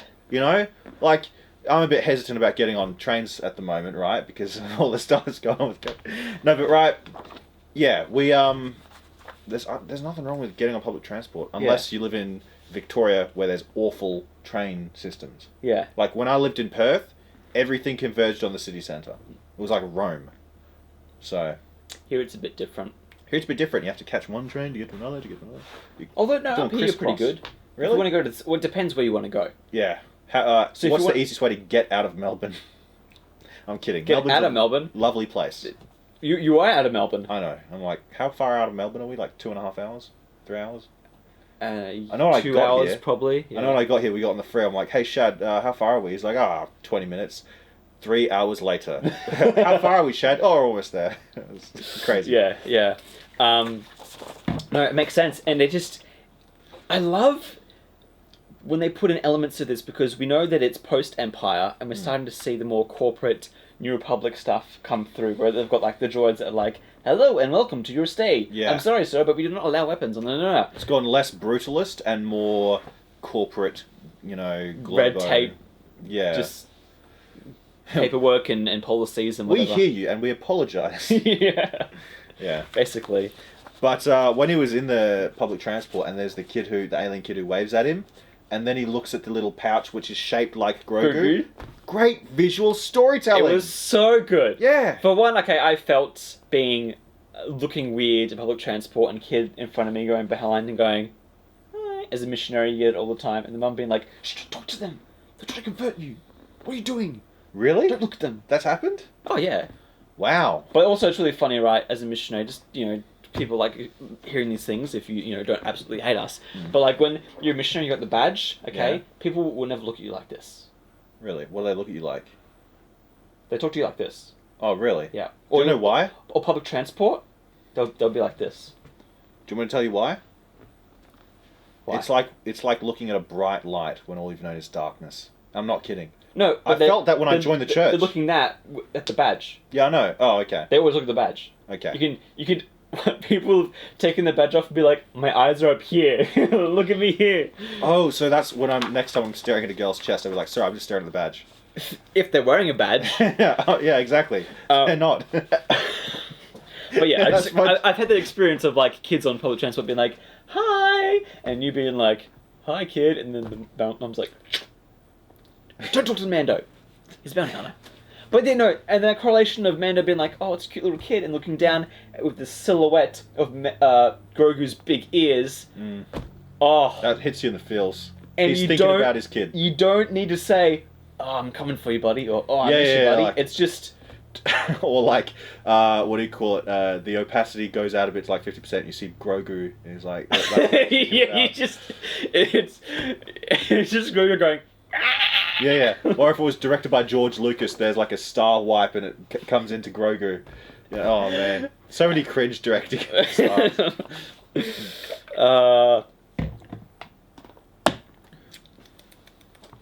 Yeah, it's funny when that happened. Like, I do big paragraphs of things, but then when stuff like all caps is just, oh, and the silhouette of Grogu's head is just masterful. Mm. He doesn't say, I miss you, buddy, or anything, and then go on talking about stuff. Well, it's only masterful because it's just common, like, not common sense, but it's just a simple solution to we need to know that Mando's thinking about the little fella, right? It quickly and easily conveys with a hint of subtlety and nuance, you know? Like, it's like a well-made dish, you know? Like, you don't want the lasagna sauce to come out and knock the person out, right? Last night, had the best sauce of my life that my wife made me, and I was like, what is this, like, garlic sauce? Is it creamy sauce? What was it? Is it, basil? What's it called? Pesto? Mushroom sauce? Mushrooms. And she's like, nah, it's just a bit of this, a bit of that, a bit of that, a bit of that. It wasn't anything in particular. Simple. It was just a mix of some of the best flavours. Yep, simple, elegant, but there was something you just couldn't get out of your head about it, wasn't there? And I remember that. Mm-hmm. I'm going to have it for lunch. I'm envious of you now. No, but like, yeah, so simple solutions where you're not beaten over the head with, yes. And basically we rock up into Tatooine and the robots run down. What do you mean? The robot that has his weapons, it's like, hello, and welcome. Oh yeah, good like, transition, yeah. It's like, okay, we've transitioned to Tatooine, which, again, if this corporate company can't keep its robot in check, how can the mod kids have these speeder bikes that look pristine? Yep, as well as their clothing looks pristine. Looks different to every other person. Again, it just shows me that obviously people are working on this show differently from the previous episodes. Like, this is much more taken, so much more attention to detail. I love it. And again, it helps you transition to, okay, before he was in this big Halo, it was a much richer place. Like, the guy he was in the elevator with was very well dressed and stuff. Yeah. And now we're transitioning to Tatooine, things are more run down, dustier. Yeah. But Tatooine's definitely growing a lot. You see people coming out and being like, oh, hello! And they're like hugging their families and stuff. Yeah, the Pike Syndicate and stuff is growing. That was a really good, subtle hint to things. I had a bit of a different thought when I saw the broken down robot. I thought it was the same robot, and I was expecting that there wasn't going to be any of his weapons inside the pack, because I thought someone beat the crap out of the robot to take his weapon. Yeah. And that's what I thought happened, but then I saw it was there. Okay. Yeah. And then we cut to... It's BD-1! BD-1 to Oz! Who's BD-1? The little droid with the two little legs, and it goes... Oh yeah, from the thing. Yeah. The game. Jedi Fallen Order! I thought he might have been from that. Oh, okay. It's BD-1. It's BD-1! I love BD-1. Can you point? It's BD-1! It's BD-1! You point behind you. It's BD-1! That's the thumbnail right there. It's BD-1. Okay. I played Jedi Fallen Order. Not a perfect game, but the best Star Wars game we've gotten for quite a while. BD-1, probably one of the best parts of it because of just... It was a Star Wars droid, but it was an original idea. Like, it wasn't inspired by... Or it was obviously inspired by Star Wars droids, but it was an original concept people came up with, and I'm so glad that he's in This is good fan service to me. This is... Oh, okay, I'm going to say I have complete bias with this. You can talk about how useless the whole opening was or whatever. You can criticize it much. I'm sorry. Fanboy alert here. Yeah? There's no mistakes. That's this why we show did is the now thing. perfect. Boba Fett, 10 out of 10. We'll watch again. We're still Yeah. far from the end. I know. But I appreciate But, the meme. yeah. And then he goes and meets the mechanic. Yeah. Now, okay, Okay, this might need to be cut. can I just say something Yeah, go before that? Before we cut you. The droids have more character and personality than most of the Boba Fett cast do. Yeah. With them being afraid and doing stuff, and the mechanic lady being like, "Oi, do this!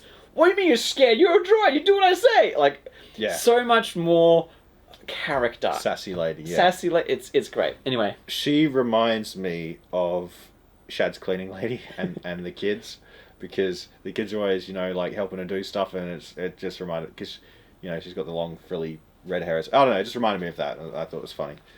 That was that.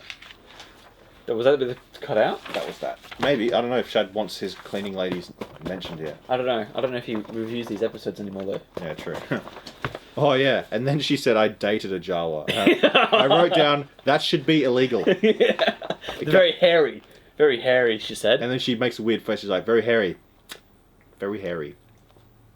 What has she been doing with that jar? She was going for some Jawa juice, I'll tell you that much. Yeah. So... No, Nathan. Jawa juice. I know. Disgusting. Like my guava juice, but... Does the Jawa juice glow as well? What's with you and glowing? Bodily fluids? Yeah. It's just a funny visual. Okay, sure. Just get a black light. Oh, well, that's cheating. Dude, don't get a black light anywhere near around this costume. You'll be blinded. I'm kidding, that's a joke. We don't know that. There have been toothpaste stains on that thing for months. It could have sunk in. Toothpaste stains. That's so bad. Kind of a salty toothpaste. Oh, stop it! Stop it! That's disgusting. Visual storytelling!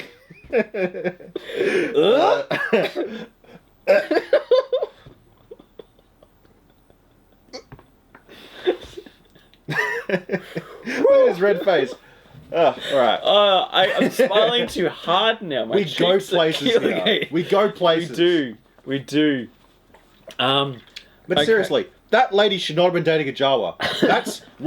That's what's it called when you have sex with an animal? Bestiality. Bestiality? But you can have But I haven't seen that. Well, have we seen into... I mean, it Inter doesn't count if it's a species- Twi'lek. Doesn't count if it's Twi'lek. It's a No? fact. Okay. If it's a Twi'lek, Basically human. go ahead. Yeah, if it's basically human. But if it's a tiny little furry creature, There goes... they're basically speaking Spanish. Yeah. They basically are Mexican. No offense, Mexicans, but Fits the stereotype, It's- doesn't it? yeah. stealing stuff, you know, being out in the desert. Okay, so then she reveals the Naboo Starfighter. Yeah. And this is what I wrote out. It's the new Naboo Starfighter. Naboo Naboo Starfighter is more fan service, but damn, it's so hard to fight right now because even though I know what it is, it being fan service, it's pretty cool. Yeah. I saw them fixing that up, and I'm thinking, I want a show where they fix up fake spaceships. Could you imagine that? Like They just make spacesuit props. Yeah, pimp my hyperdrive. That's what I want. Disney, don't get onto it because it would suck, but Someone should do it. There should be a YouTube thing. yeah, YouTube. They YouTubers can do it. They'll do it well. I mean, everyone's inclined to their video content, but I'm not having any time on it because we get to the end of a real funny joke. I'm not as quick thinking as you. What? What was the... It was, you know, the crocodile joke. What crocodile joke? All people are inclined to their sexual proclivities, but I'm not spending any time on it because every month Everyone's entitled to their sexual proclivities, mate. May 1,000 blossoms bloom. But when 50 people are eaten in the state of a crocodile... Bloody hell. as a Northern Territory. Oh, I love Bob Catter. Yeah, so He's our cowboy. Yeah. I thought you were asking me to do a Jordan Peterson. No. The chaos of the alligator, man. The serpent. It's literally a serpent underneath the waters of chaos. You don't see it because it's not moving. It's giving up to you slowly, then it bites you. Okay. It was more of a Shaggy. Oh, gee, Scoobs! Well, that's the joke we got to do a video of this, right? We were talking about Jordan Peterson, and I'm like, he sounds like Scooby-Doo, Shaggy. I'm like, oh, gee, Scoobs! The chaos of the ghost! What's underneath the mask? It's chaos! Stupid. Oh, man. Yeah, just reset. Wait, do the breathing exercise. You've seen that movie? I know of the Wolf of Wall Street, yeah. I haven't seen it, but I've seen clips. I've seen clips too. We might have seen different clips. I don't know, Oz. Going back to the fan service. Yes. I think this fan service works because it's not just appearing for the sake of appearing. Mando needs a ship. He does. What's a good what's a ship that's cool enough but is old enough to be junk, basically? Like, it's not an X-Wing, it's not a Y-Wing, it's not something that, the Rebels or the Republic would be like, hey, you can't have that. It's old enough but still classy enough. Naboo, their ships are always shiny and fast. That's true. Like, it's pristine. So, I wouldn't have thought of this, but I think the Jon Favreau probably thought this one up, and I have to give it to him. At the same time, though, there's no reason why they couldn't have used another ship. Yeah, they could have used any other ship. Yeah, I like the old movies, and the Naboo Starfighters look cool. Yeah. But I would have been okay with a new ship just as much. Same. But again, it's Star Wars, you gotta... Yeah. And it makes sense, because it's a rundown ship, and they have to restore it, but you make it cool in the end. Yeah. It's just like getting like an old car...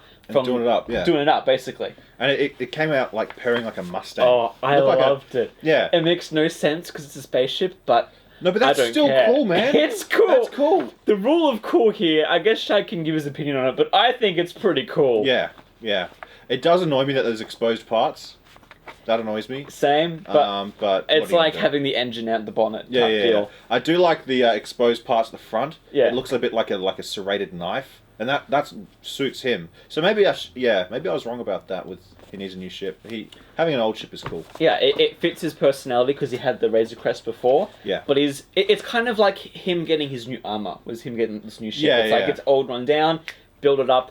But yeah, it was before he had he had a van before. Yeah. Like a van where it's like get in here and freeze you. He's basically an ice cream man. Yeah. But not murderer. Anyway, now he's got essentially a Porsche or a Mustang, like a Porsche meets a Mustang. Yeah, he had like an RV before. I think that's a good term. Yeah, an RV. That's a better way. He's got an RV. Yeah, now he has a sports car. Yeah. Mixed with a muscle car. Yeah.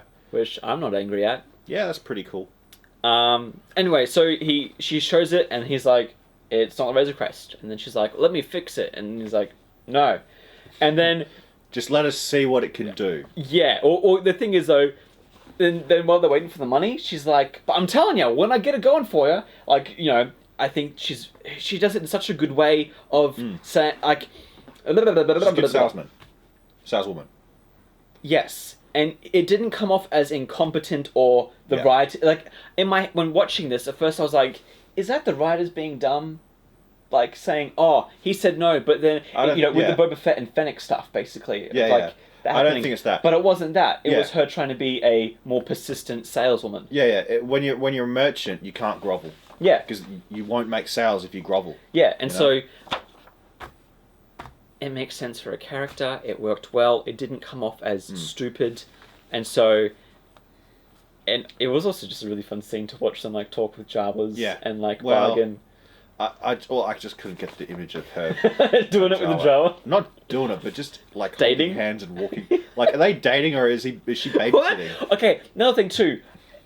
In previous episodes, when the Wookiees talked, no one's really translated for him, or they've gone like, "Oh, you go off and do whatever," or this and that. I love it in here where like she's like, "Yeah, I dated a Jawa once." Like, it was all gross, and then the Jawa's like, and then she goes, "Nah, I'm working myself right now." It was that Jawa.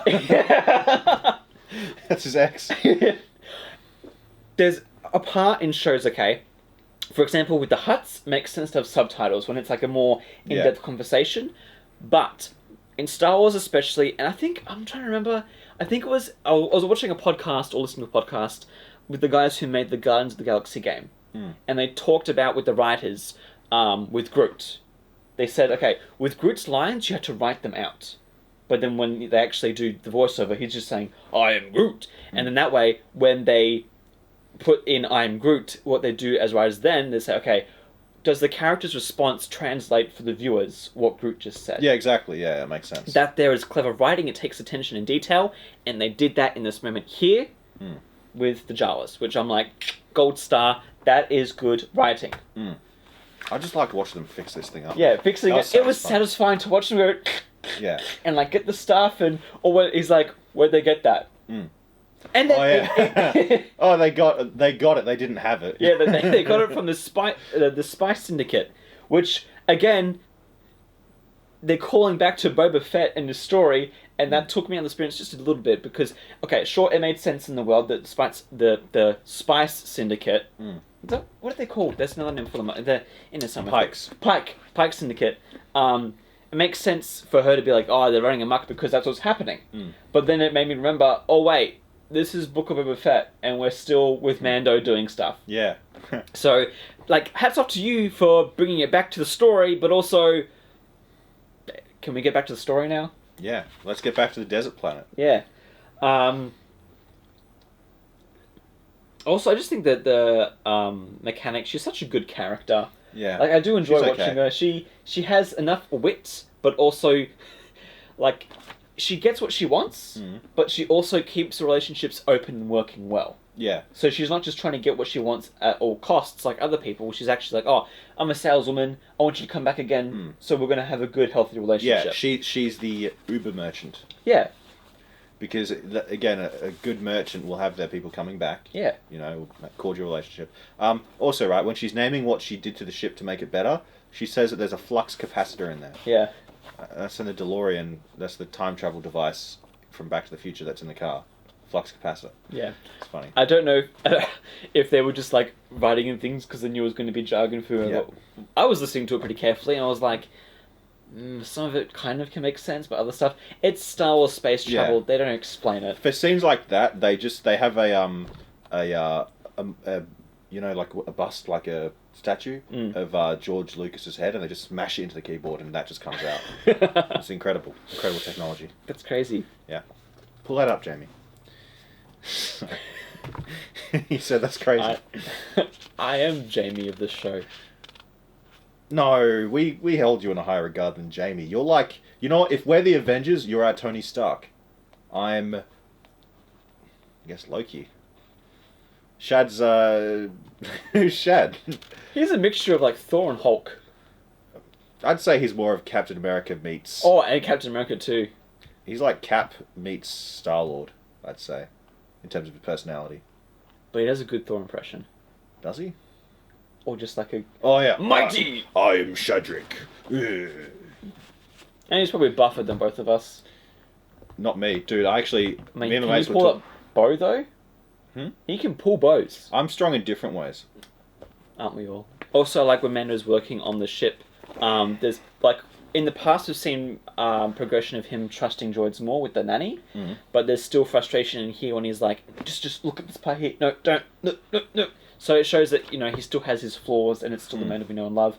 And little attention to detail, that little, you know, subtle hint before that we, you know, this is Mando that we know and love because he's still getting frustrated droids. Like, sure, he had a bit of an arc with one droid, doesn't mean he's all of a sudden best friends with all the other droids. I don't trust droids either. Yeah. I don't like them. I mean... I don't trust something made by man. No. I don't What trust about no other men? life form. What do you mean? Well, because you need people to make people. Yeah, no, well, that's different though. Okay. We are robots made by God, right? But everything that we craft is impermanent and more fallible than anything God made. Anyway, that's my reasoning. There you go. Okay. I don't like AI, robots. I'm starting to hate computers now too. I don't trust any of it. We create monstrosities. And then when the Jawas bring the part, Amando's like, wow, I'm surprised they had that. And then she's like, they didn't have it, they got it. Yeah. There's humour in this episode that makes me legitimately laugh. Parts Yeah. where I go, I laughed at that. unlike other parts in Boba where it's like making a joke about something you meant to laugh. Like they kind of they say something and they kind of all turn to the camera. Yeah. And look at the viewers are like, that was funny, right? That was a bit heavy-handed. Exactly. Like they did not land. Where this one, it's like, that is funny. Yeah. Because and it's not because the situation's funny. It's because as viewers we watch and we go, that is funny. Mm. It isn't in context for the show funny. That is funny. It is funny to us as spectators on this universe. Commence laughing sequence. Yeah. Ha ha ha. Anyway. Also, yeah, I wrote a bit here with her dating history with Jawas. I was like, I question it a little bit because why would you date a Jawa if they're just these hooded little creatures? But she is obviously a more remote in isolation, I guess, just with the machines and stuff. Relationship, lots of Jawas. So I guess, if there's one particular one that you're getting close with, I can see that working. Yeah. But that's the thing though. A woman would never ever date someone shorter than 6 foot. That just wouldn't happen. That's true. That's the most unrealistic part about this whole show. But she's short too, so does that mean that the weight goes down? Doesn't matter. No, the height goes down? Doesn't matter. Doesn't matter? Doesn't matter what height you are, there's just a limit? Doesn't matter. Mm. And I'm sorry, man, for being mean to you guys. You guys are powerful in your own ways. Have you heard of little man syndrome? You know that? Napoleon had it? Yeah, no, I know. It's a thing. It's a real thing. It gives him power beyond anything we have. Apart from physical strength and height and girth and reach. Anyways. Anyway, we go places. The ship gets restored, and it has the used feeling, like most Star Wars ships. Yeah. The mod kids have none of that, despite them being poorer and on the same planet. I'm going to keep bringing it up. I'm going to keep mentioning it and calling it out because it is just utter crap that it made through into the show. They should at least be dusty or have some different coloured parts fitting in, stuff like that. Not all look like they were bought from California. Yeah, at that the store, day. Yeah. Oh man. It just fresh off the factory belt, but it's just pure cringe. Like even the droids and the ships that come onto Tatooine, they're all dusty and whatever, and somehow from the dusty mesa. And they can't afford water to wash it off, so. Well, I mean, those kids who stole it. Maybe that's what it was. They stole the water, immediately set up a car wash, washed their speeders. Well, can you imagine how much you make off a car wash? That is a good business to have in Tatooine. I mean, I don't think so. That would be so expensive to get your ship washed. It's a high class. You'd have to be a. Okay. You know what? You're going out on a nice date. You want to have your ship nice and clean. They wash it for you for that one date, and obviously by the end of it, it's going to be dusty again. But you can rock up and look pretty nice. Dude, I always clean my rocket before a date. Okay.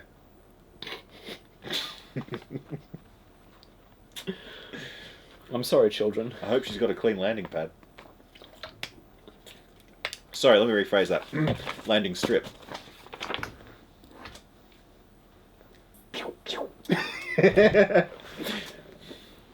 I wasn't born into the church, okay? I know. Perth. I know. Okay, my other one gripe is when they start the engine, she can talk over it.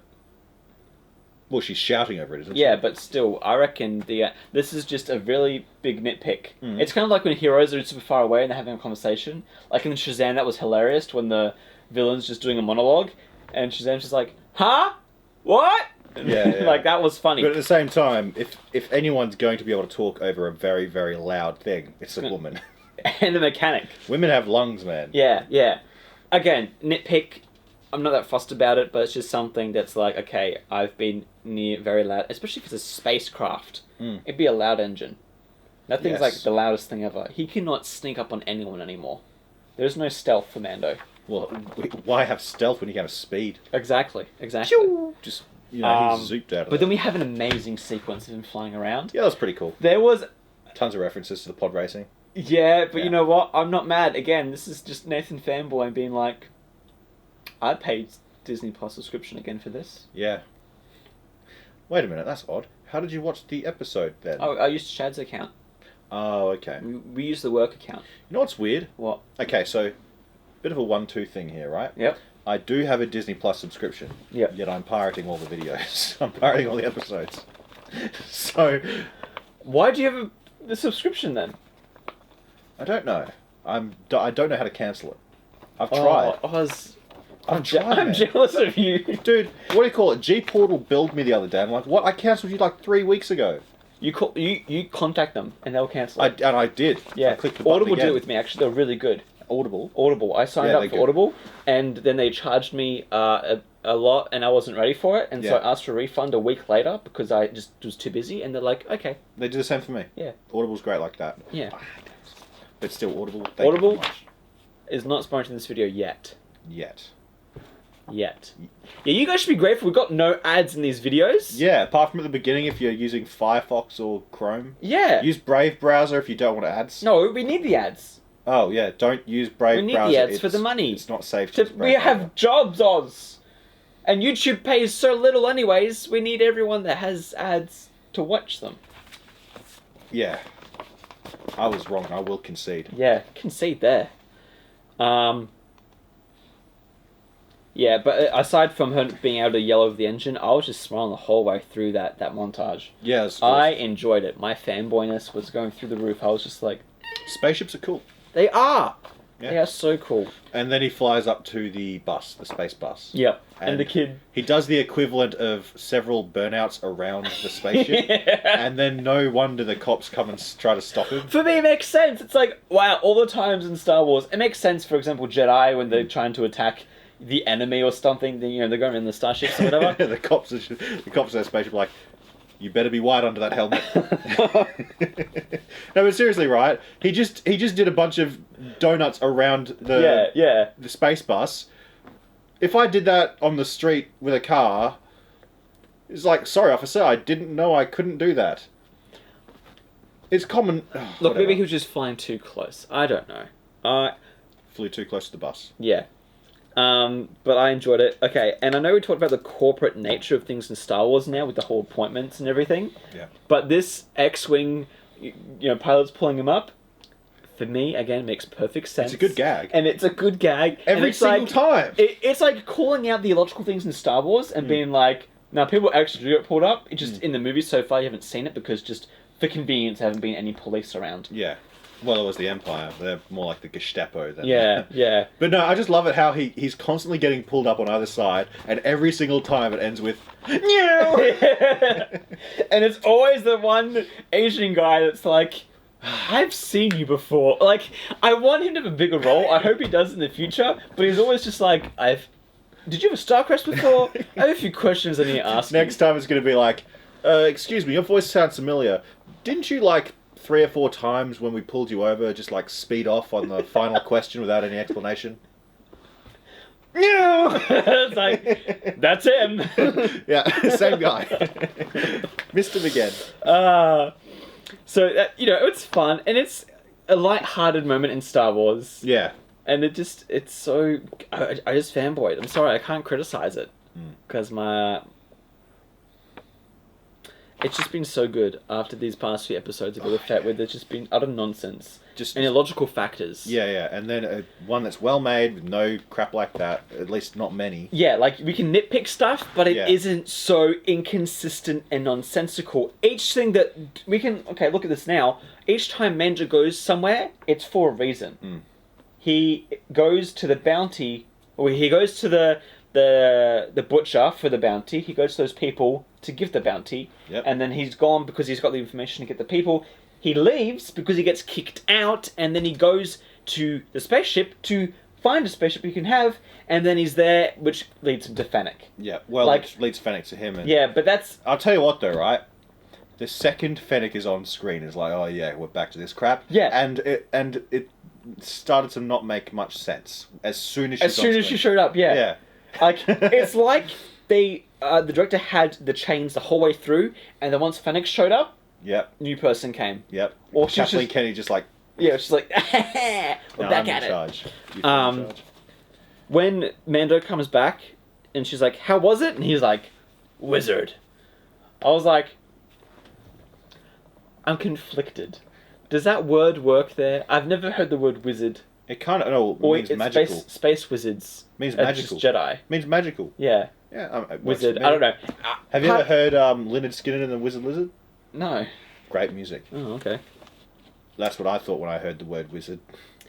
And then my last two comments, okay. Fennec shows up out of nowhere. Yeah, as she often teleports, as she likes to do.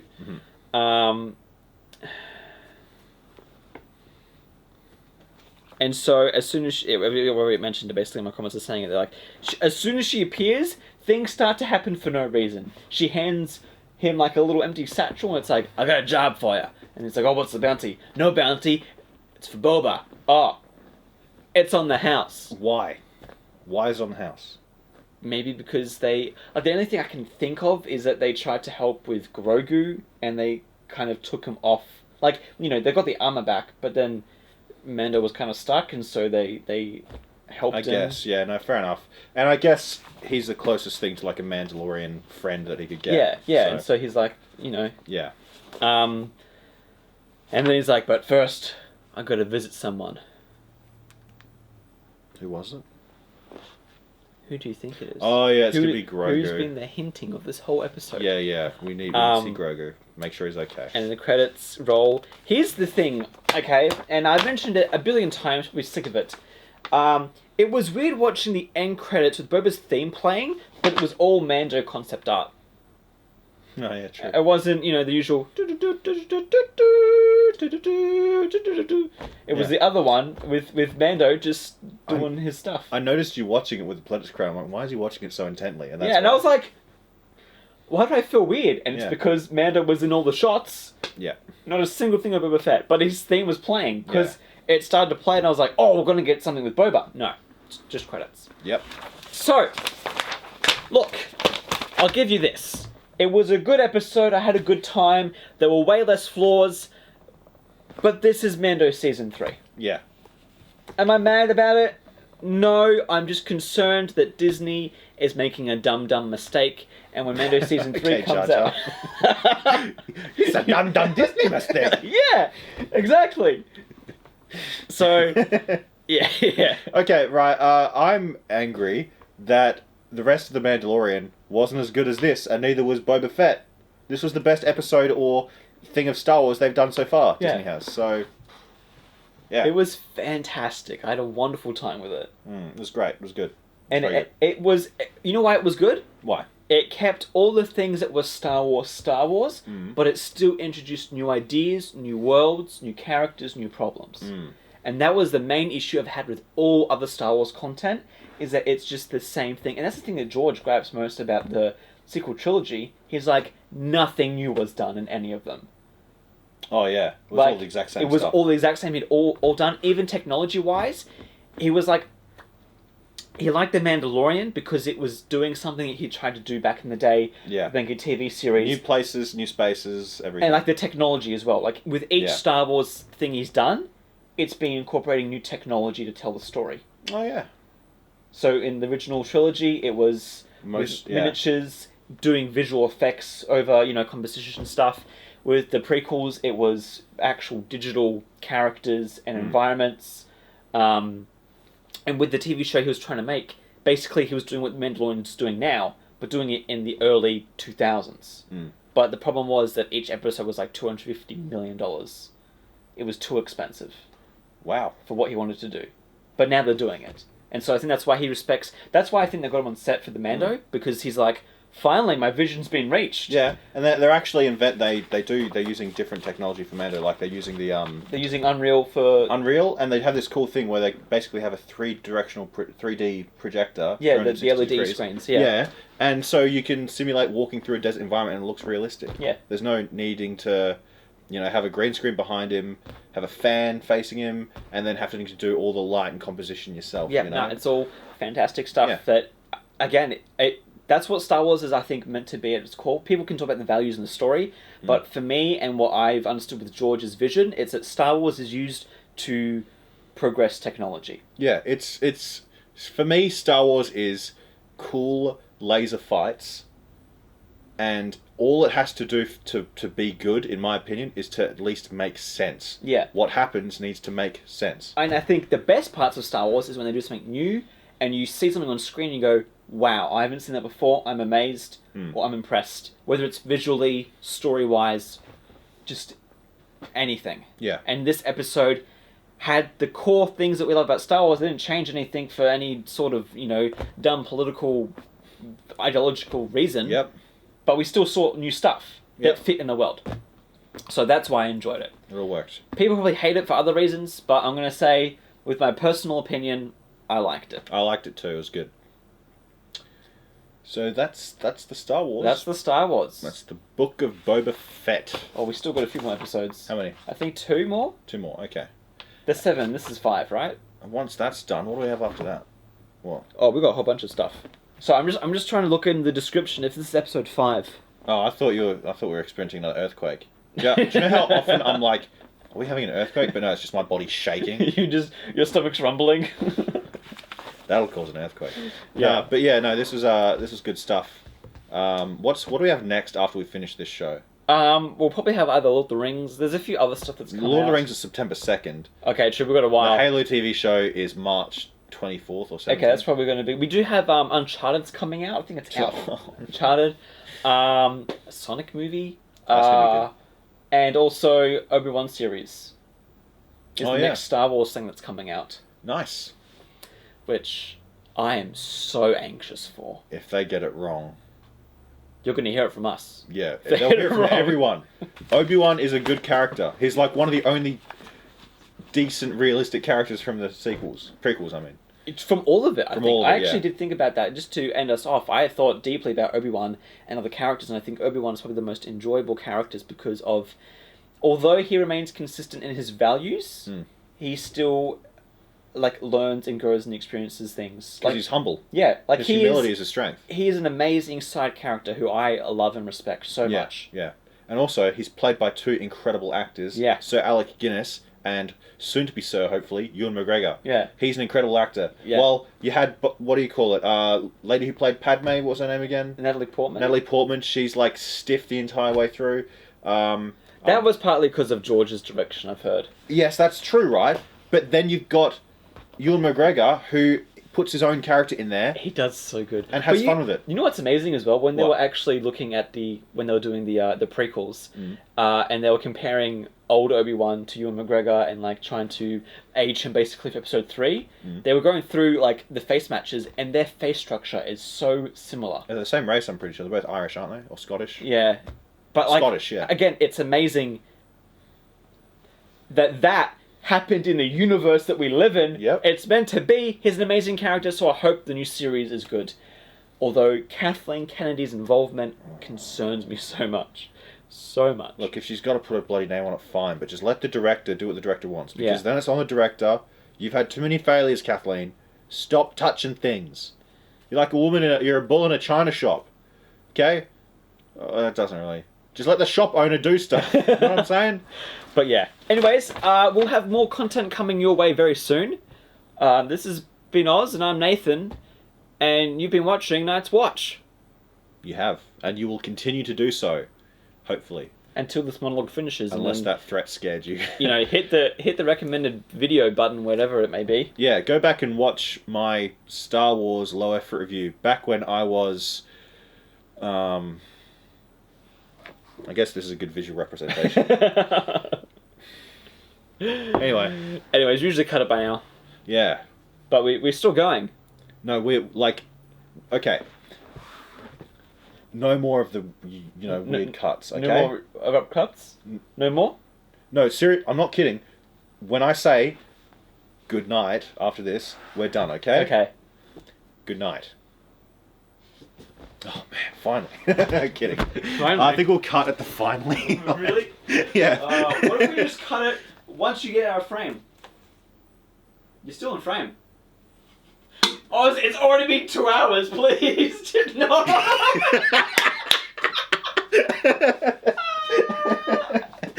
That's getting put in there.